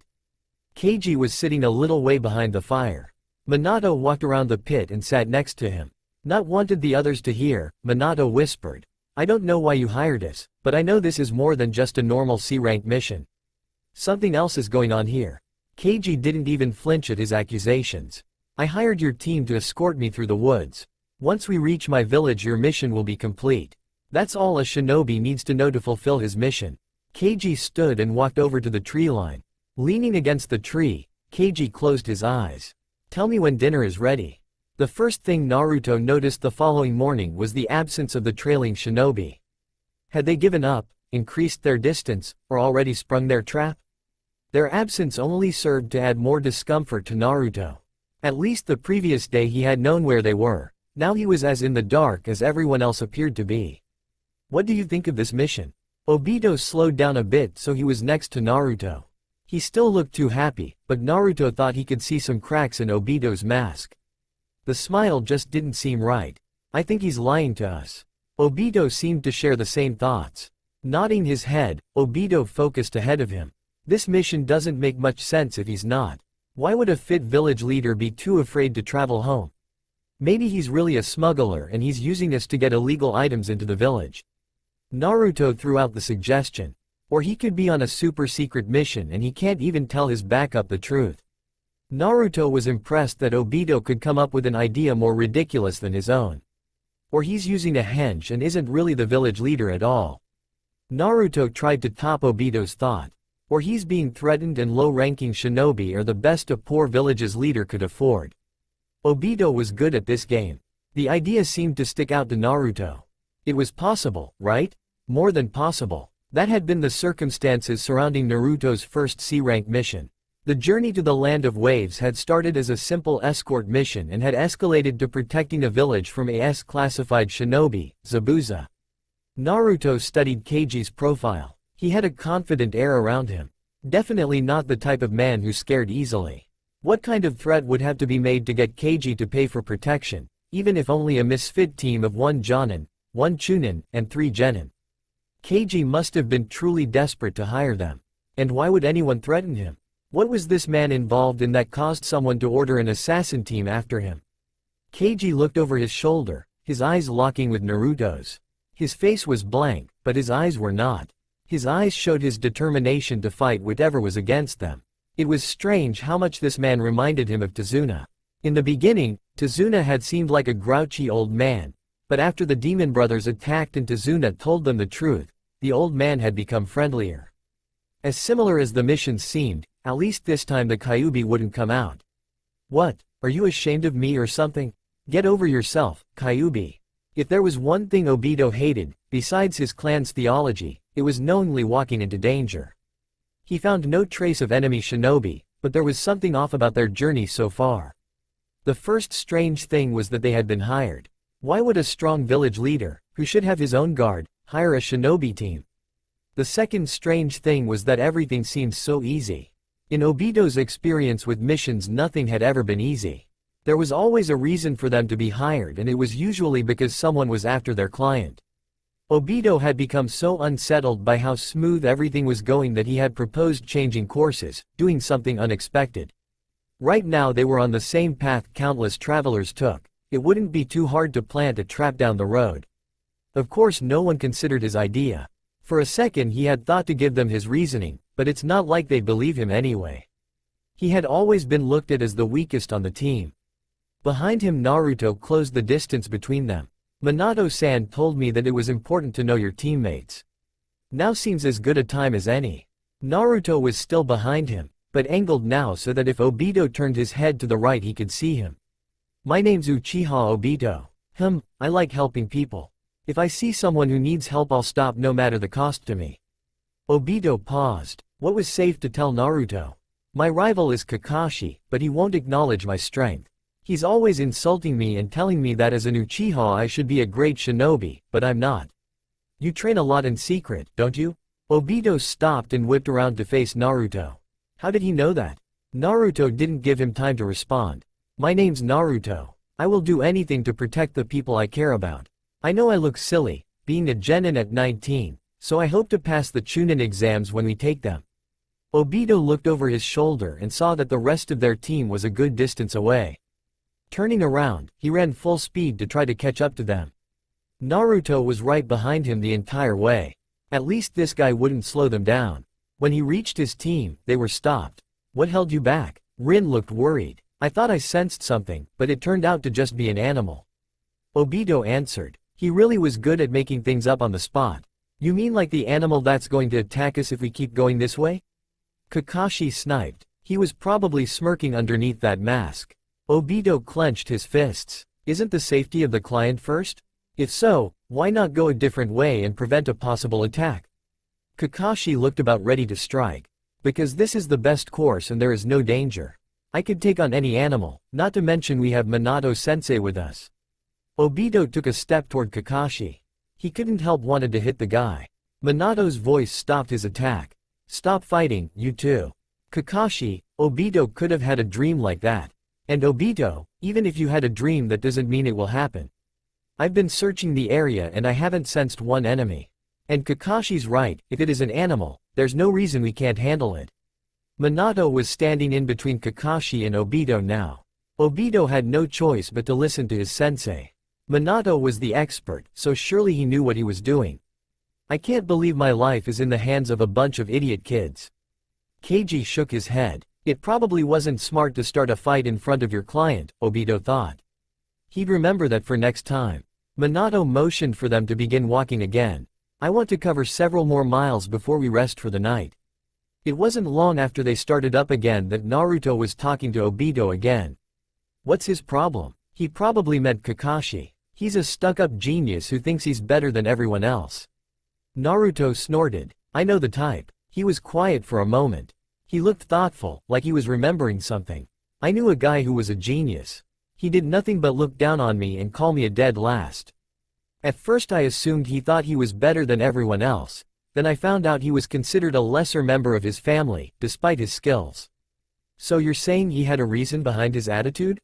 It was a strange thought, that there was a reason Kakashi was so cold.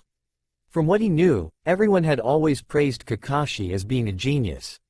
Maybe some people have a reason, but I think others are just stuck-up jerks. Do you have the right to decide that? Naruto didn't sound like he was accusing him, just asking a question. How long have you known Kakashi? Since we were put on the same genin team over a year ago. That was plenty of time to get to know someone. Plus, I had heard about him before then. The Chunin teachers were always going on about this genius shinobi who had graduated from the academy at age 5 and was a Chunin at age 6. Naruto kicked at a rock in his path. And what do you know of Kakashi's personal life? His friends? His family? He hadn't thought of that. Obito had never bothered to ask about Kakashi's home life, though it wasn't likely Kakashi would tell him. I'm not saying that you're wrong about Kakashi, only that in my own experience there have been personal issues that credited to a genius superior attitude. If he does have reasons, and I'm not convinced that he does, then he still isn't acting right.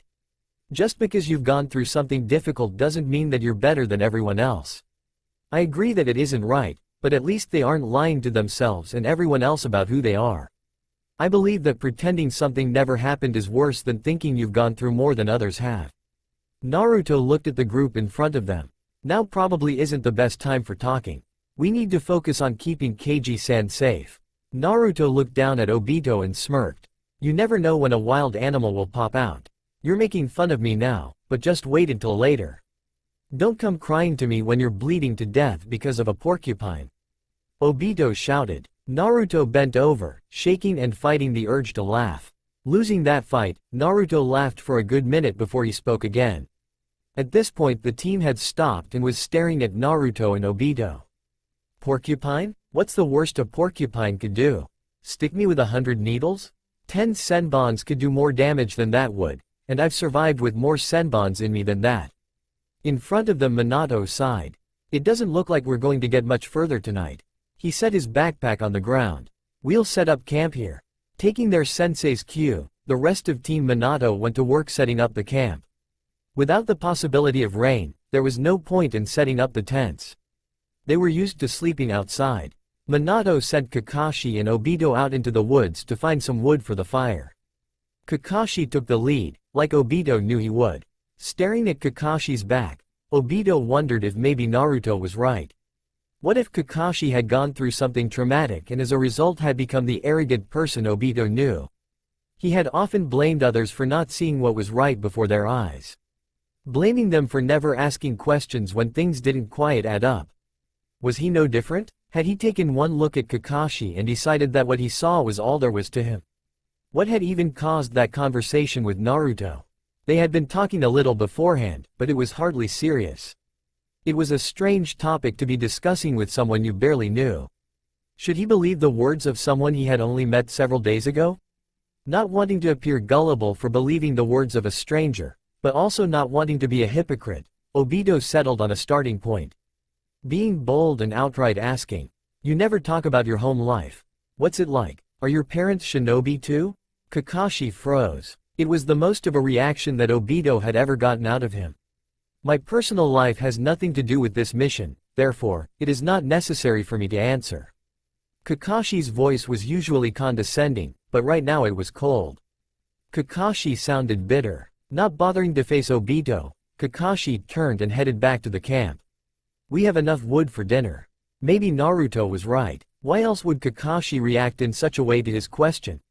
Especially since Kakashi rarely reacted to anything.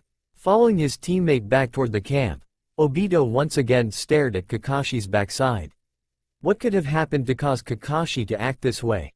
Kakashi didn't wait for the others to finish eating before he went to bed. Pulling the blanket up, he rolled onto his side. He had been in a bad mood since Obito asked him about his parents. A shinobi didn't let his emotions get in his way, which meant keeping your home life separate from your missions. Not like he had a home life anyway. Why did Obito have to bring up personal things on a mission? All emotions did was screw up judgment. Kakashi rolled over again. What right did Obito have asking him about his parents? Obito had never cared about his home life before. Why start now? Not that he wanted Obito to care. He wouldn't understand anyway. People like Obito, who were born from a prestigious clan and had one of the most powerful Kekkei Genkais, couldn't possibly understand what it felt like. Obito had never had to suffer like Kakashi had. Never had to bear the shame of his family's name like Kakashi had. And he definitely never had to see the lifeless body of a loved one like Kakashi had. Kakashi remained still when he felt the others approaching. He didn't want Minato to know he was awake. The man was certain to have noticed Kakashi's behavior and ask what was wrong. Kakashi heard Rin volunteer to take the first guard. Obito volunteered for the second. Obito would wake him up for the third shift. On their third or fourth mission the three of them had started taking all of the shifts. They had wanted to prove to Minato that they were becoming more reliable as shinobi. Since then Minato had only taken a handful of watch guard shifts. It was well into Rin's shift before Kakashi fell asleep. He dreamed that he was in pitch darkness. Walking around, he realized he was in a small room. Fighting the fear that threatened to immobilize him, Kakashi kept feeling along the wall, searching for a way out. His hand touched something metal. A door hinged. Feeling around the area, he found a doorknob. He twisted it and welcomed the bright light that filtered into the dark room. Stepping into the new, light room, Kakashi looked around. It took a second for his eyes to adjust to the new brightness. When he could see properly, his stomach clenched. The darkness was better than this. In the center of the room was a young Kakashi, about 5 years old. He was looking down at his feet where a still body rested. Adrenaline rushed through Kakashi's body as he sat up. Panting, he looked over at the sleeping figures of his teammates. Rin was lying down, meaning it was currently Obito's turn as guard. Stupid Obito. Kakashi's nightmare was his fault. If he hadn't brought up Kakashi's parents, his father would have stayed at the back of his mind. A yelp caught Kakashi's attention. Shooting to his feet, Kakashi ran toward the source of the sound. Obito. Minato and Naruto were behind him. Rin would guard Keiji. Minato sped past Kakashi, using his speed to make it to Obito first. The first thing Kakashi noticed when he saw Obito was the lack of an attacker. The second was the blood dripping from Obito's left arm. Obito had a kunai drawn in his hands, but his left grip was awkward, probably a result of the cut. What happened, Obito? Minato knelt in front of him. Gently taking Obito's arm, he examined the wound. This looks to be deep. Rin should take a look at it as soon as possible. I promise I was paying attention. Whoever he was came out of nowhere. I think he was masking his chakra trail. Obito sounded desperate for Minato to believe him. Minato smiled encouragingly up at Obito. He most likely was. I didn't sense anyone either. Minato guided Obito, who was holding his arm trying to prevent himself from losing more blood, back to the camp. Rin waited until they were near before rushing to Obito. Ordering him to sit down, she started on his arm. She was quiet as she studied his arm, all the while applying pressure to the wound. Using her other hand to put healing chakra into the injury, Rin slowly removed the hand pressing down on Obito's arm. When the blood flow stopped, Rin reached for her pack. Fumbling around in the dark, she finally grabbed what she was looking for. Unrolling a strip of gauze, Rin wrapped it around Obito's arm. I did all I could, but one of your nerves were hit. I can't heal the nerve myself, so I left some of the wound open so the injury will heal together. If we were in a village with a hospital, more could have been done. I'm sorry, Obito. Rin's eyes were watery. Kakashi knew she hated that Obito was hurt. It'll probably take several weeks to heal, and I don't know what lasting damage the nerve will have. The tears in Rin's eyes spilled down her cheeks. A shinobi doesn't cry. Kakashi chastened her. Rin wiped at her eyes. I know. If I knew more medical jutsus I could have healed your arm better. Rin choked back a sob when she spoke to Obito. It's not your fault. Shinobi get hurt or even killed every day. There is a risk to everything we do and most teams don't have a medic shinobi to give them better chances of survival. You did your best and that's better than most. Kakashi was surprised at the wisdom in Obito's words. For a second, Kakashi saw his teammate as more than an annoying failure.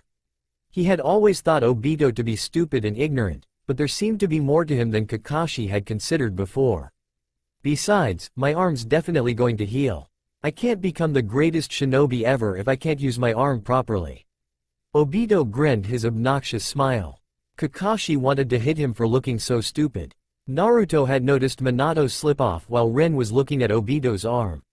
He was probably scouting the area to make sure the enemy was truly gone.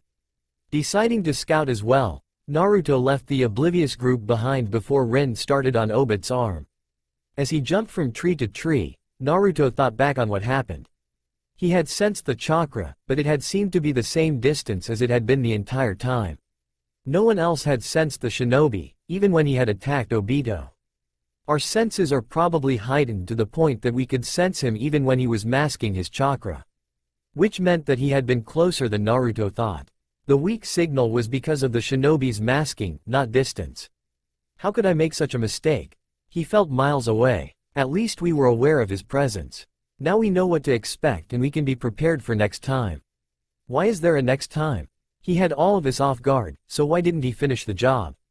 He could have killed Obito and then attacked us while we were asleep. Kyuubi was silent. Not finding anything, Naruto went back to the camp. Rin was done with Obito's arm and sitting near Kakashi, who was probably keeping guard until Minato's return.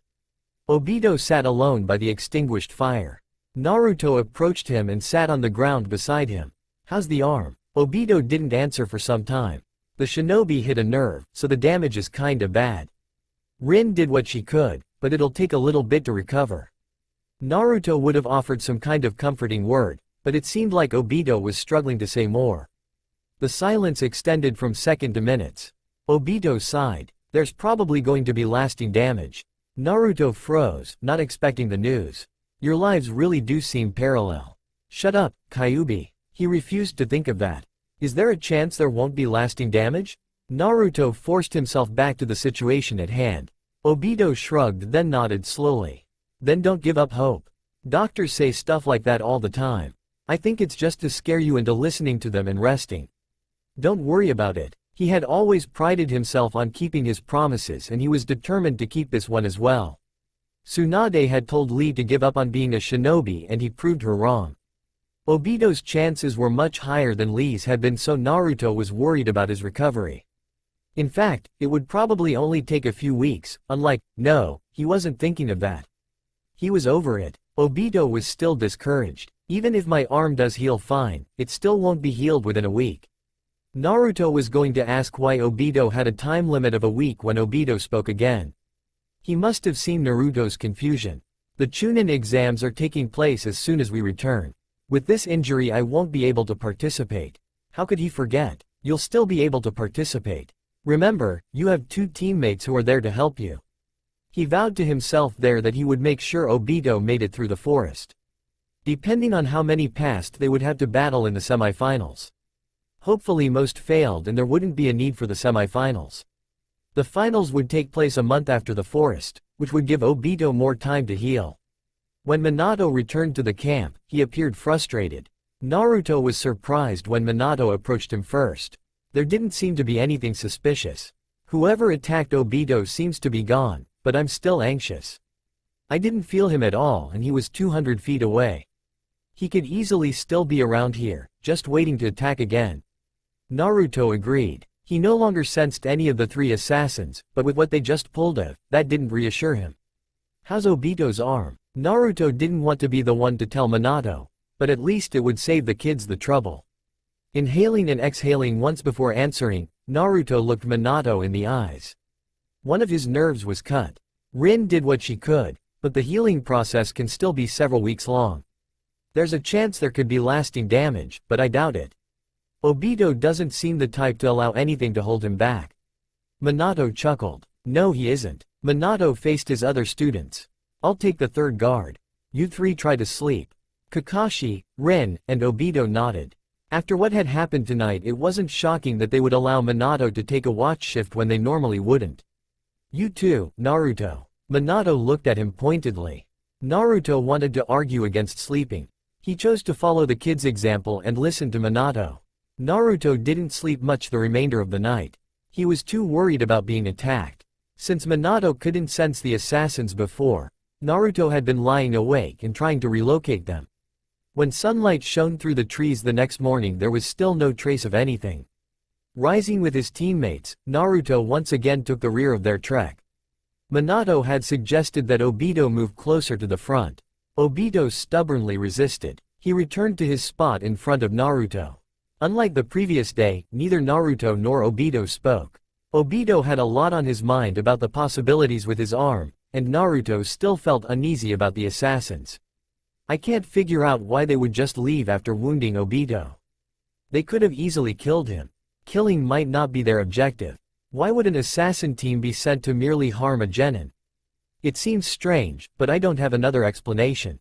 I sometimes wish for the days when you actually had something useful to say." "You don't think my knowledge useful? After all the times I helped you get out of hard circumstances you got yourself into by being stupid? Maybe you were useful then, but lately a lot of your answers have been, I don't know. I figured out we were in a different time. I was getting there. If you had given me a few more minutes to think, I would have come to the same conclusion." "I doubt it." Turning his focus away from the Kyuubi, Naruto expanded his search range. He still couldn't sense anything. It seemed like anyone following them was gone, though he knew that didn't mean they were gone. Naruto studied Obito, who was silent. After only knowing him for several days, Naruto still found his silence unnerving. Obito was such a happy and loud person, it was strange to see him so subdued. Obito would probably perk up in a day or two. He simply needed time to deal with what had happened to him. Obito had been hurt on missions before, but never to the point where his recovery was questionable. They should arrive at the village by nightfall. That would barely give them time to make it back in time for the Chunin exams. Thankfully the exams were in Konoha. If they had to travel to another country there was no chance of them making it in time. As it was, if anything else went wrong during the mission, they might not get back in time anyway. Saying he was mad would be an understatement. Minato was furious at himself. How had a shinobi managed to elude his senses? He had thought he was keeping track of everything, but still he had missed an enemy, and Obito had paid the price. Minato didn't understand medical jutsus like Rin, but he was sure that it would be impossible for Obito to heal before the Chunin exams. Naruto had said something about permanent damage, but Minato refused to dwell on that. It was hard enough knowing that he had allowed someone to get close enough to his team to hurt them. And what had he been doing while Obito was attacked? Sleeping. Sighing, Minato looked back at his somber team. He had volunteered for the night shift because he knew he wasn't getting any sleep that night. How could he when he would constantly be worrying about his students? While he was supposed to be their teacher and them his students, he had started to view them as family. And the thought of someone hurting his family made his blood boil. Forcing himself to calm down, Minato thought back to Obito's account of the attack. Obito said he saw a shape, but didn't see the person's face or their hite-8. Their enemy could be anyone from any of the hidden villages. And since they only used a kunai they didn't even know what his elemental affinity was. What they did know was that he was a master at stealth. He had trailed them for miles, maybe since they left Konoha, and none of them had picked up a trace. This shinobi was a professional. What enemies did their client have that a professional shinobi would be sent after him? And why hadn't the shinobi attacked Keiji? He had caught all of them off guard, so why didn't he finish the job? Minato knew he wouldn't have been able to stop anything, his guard had been completely down. Only a few more hours left and the mission would be over. His job was to make sure his team didn't get into any more trouble in that time frame. Behind him his team was quiet. The unusual silence made the miles before them seem never-ending. It wasn't that their silence was uncalled for, it was just unnerving. Yesterday Obito and Kakashi had been insulting each other every few minutes, today neither had said a word. As wrong as it seemed, Minato couldn't help wishing for something to come up that would lead to Obito and Kakashi arguing again. At least that he could deal with. With the silence he was left to his own thoughts, and he knew that wasn't a good thing. He often found himself dwelling on the what if and the could have been. He was already blaming himself, he didn't need to think of what he could have done to change things. It was better to just let it go. Minato put his focus into sweeping the surrounding miles for anything unusual. Nothing felt unusual, but nothing had the night before either. And the closer they got to the village the harder it would be to track someone following them. A shinobi staying in the village would feel the same as a shinobi from another country. It was a good thing they would arrive at the village by mid-afternoon. Minato didn't think his team could stand another night on this mission. If Minato hadn't been putting so much focus into his surroundings he probably wouldn't have noticed it. He sensed Naruto stiffen behind him. Glancing over his shoulder, he saw that Naruto's eyes were alert and looking around. Had he sensed something Minato hadn't? Holding up his right hand, Minato stopped his team from advancing. Looking straight into Naruto's eyes, Minato knew. Somehow the kid had picked up something he was missing. The slightest trembling of the earth was the only warning Minato had before a fist with metal blades attaching was coming toward him. Instinct propelled him backward. The shinobi didn't wait a second before coming at him again, this time with a well-aimed roundhouse. Minato twisted to the right, drawing the kunai. Squatting and thrusting the kunai upwards, Minato aimed for the man's chest. The shinobi blocked the attack with the blades attached to his fists. Minato took the chance to look at the hite-8 the man wore. Iwa. The Iwa shinobi used his grip on Minato's kunai to pull Minato forward into his knee.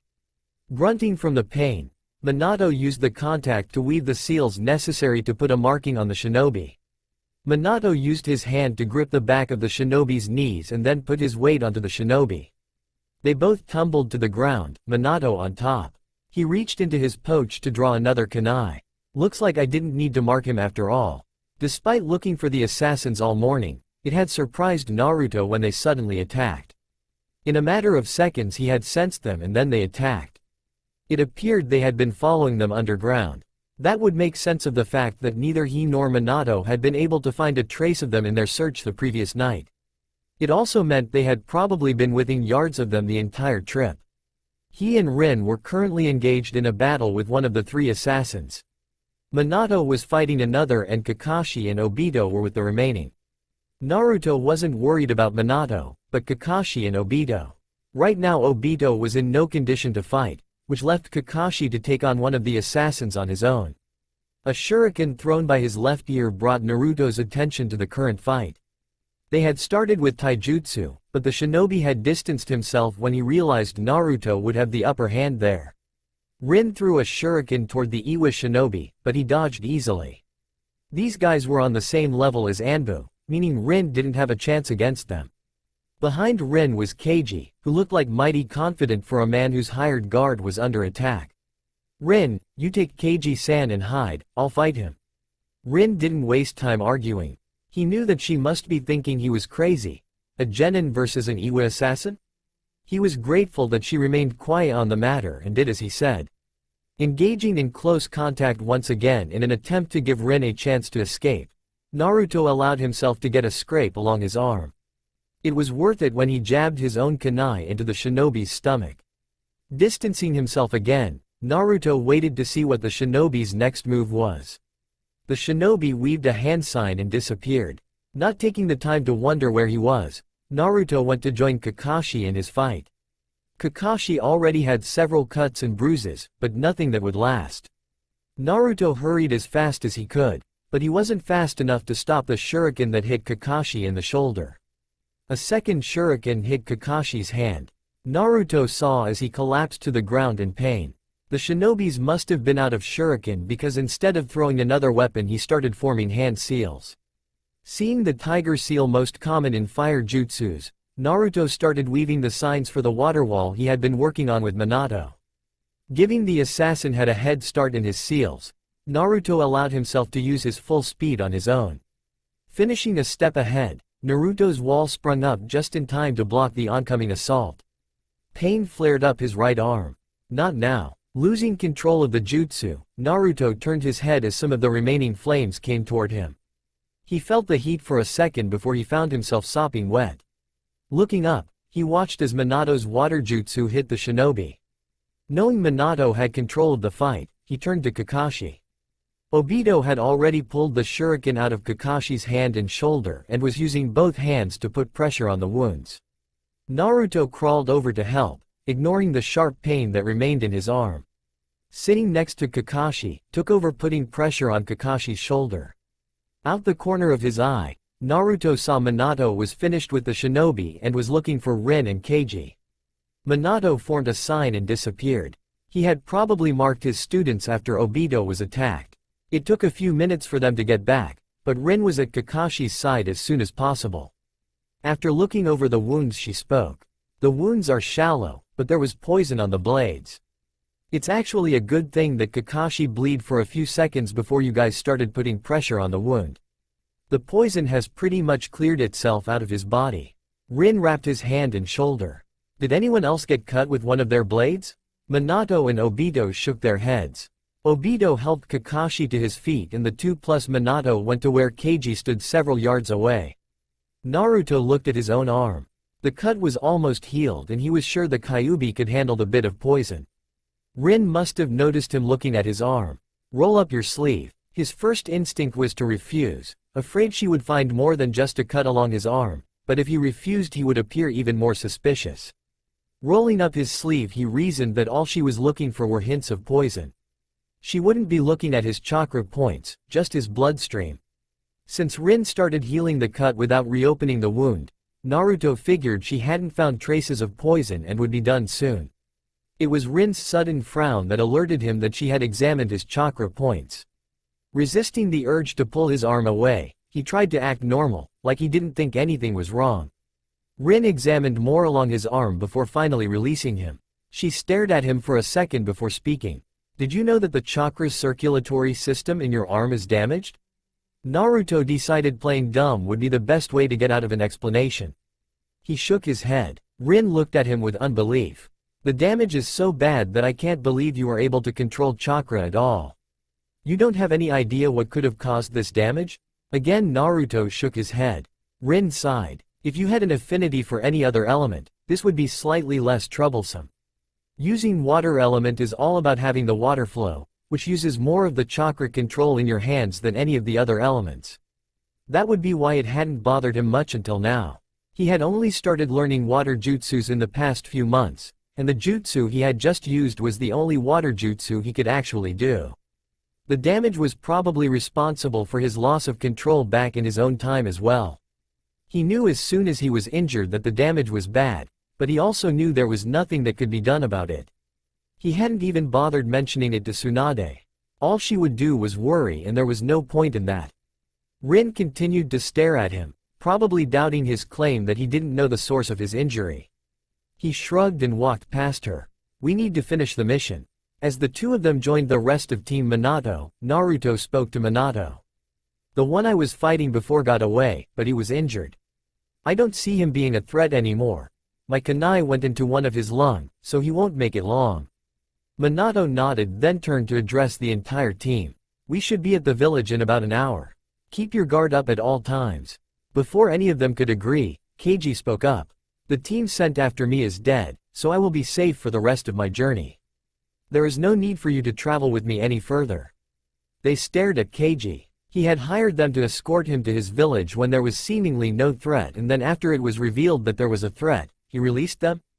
Minato challenged Keiji's statement. We were hired to protect you until you reached the village.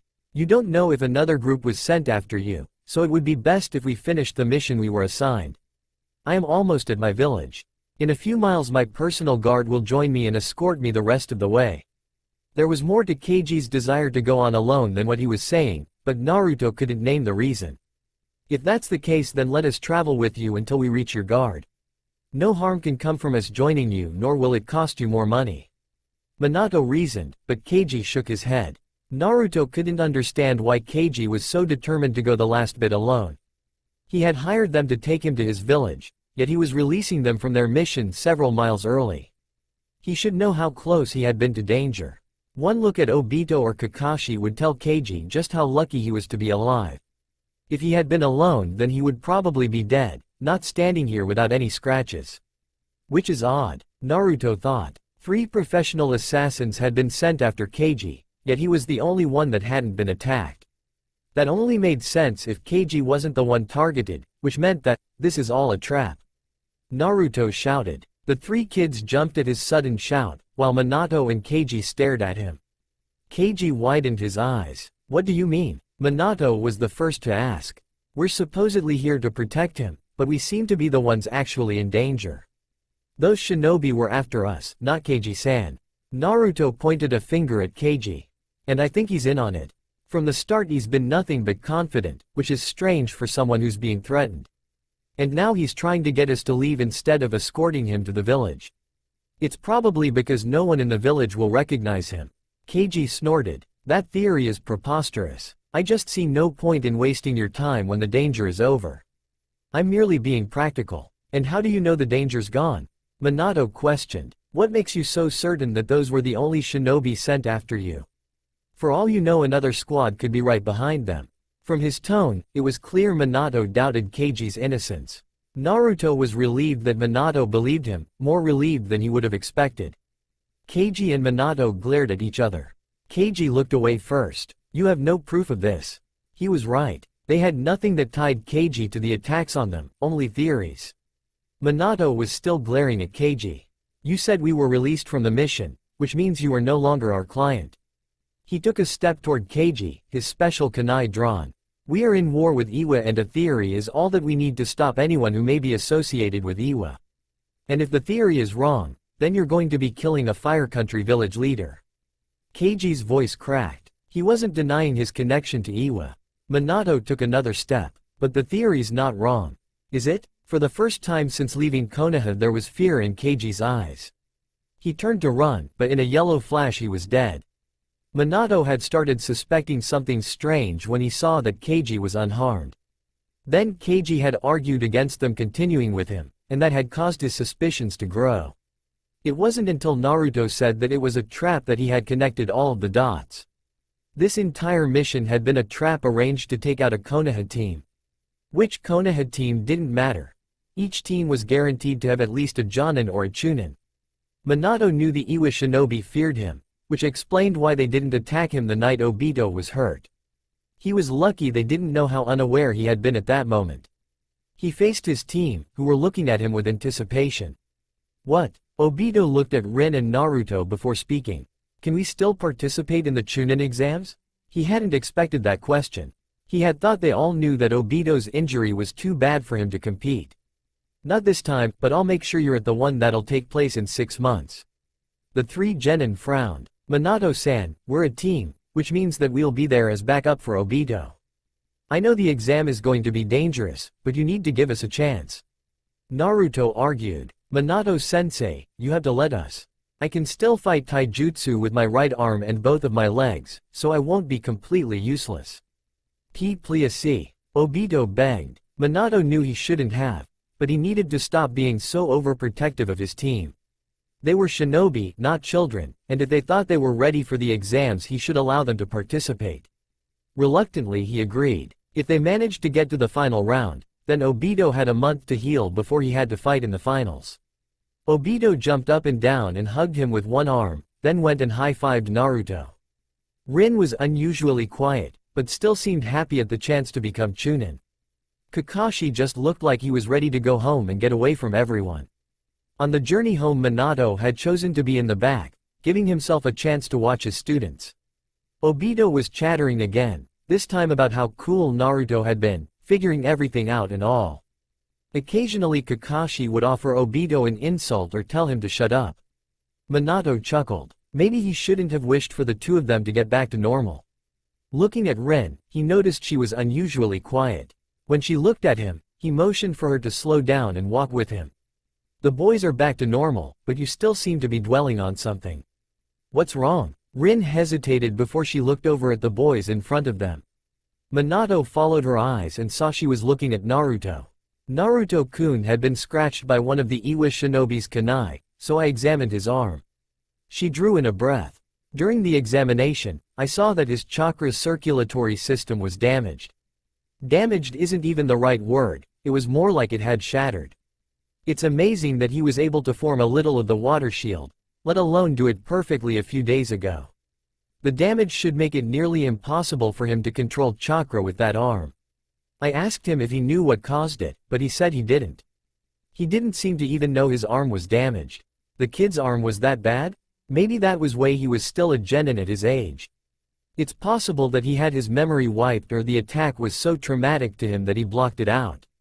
He looked down at Rin. Is there any way you can fix his arm? She shook her head. The damage is on a cellular level, which means that no amount of medical jutsus could reconstruct it. Minato sighed. So the kid was stuck with a bad arm. He didn't know why that bothered him so much, but he couldn't stand the thought of the kid suffering. There was one more thing, sensei.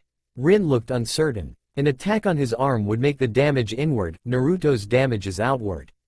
Now he was confused. Rin continued. If the damage is outward, that would mean the jutsu that damaged Naruto's arm came from the inside, not the outside like an attack would. Whatever happened, I think it was self-inflicted. Even after reporting to the Hokage and returning home, Minato still couldn't get Rin's words out of his head. Self-inflicted? Why would Naruto injure his own arm? And what kind of jutsu could damage someone's arm like that? A jutsu with that ability would be at least a rank. Had Naruto attempted to master a jutsu that was too difficult for him, the end result being the damage to his arm? Rin said Naruto claimed he didn't know anything about the injury, but was that really the truth? And what of the Chunin exams? Though Naruto had performed the water shield once, there was no guarantee he could do it again. Was it right to allow them to enter into such a dangerous exam when the only one who could use jutsus were Rin? Minato rolled over in bed. He agreed to nominate them, and he wouldn't go back on his word. He just hoped he didn't live to regret it. That's all for now. If you want to see next part, then please like this video and subscribe my channel. Thank you.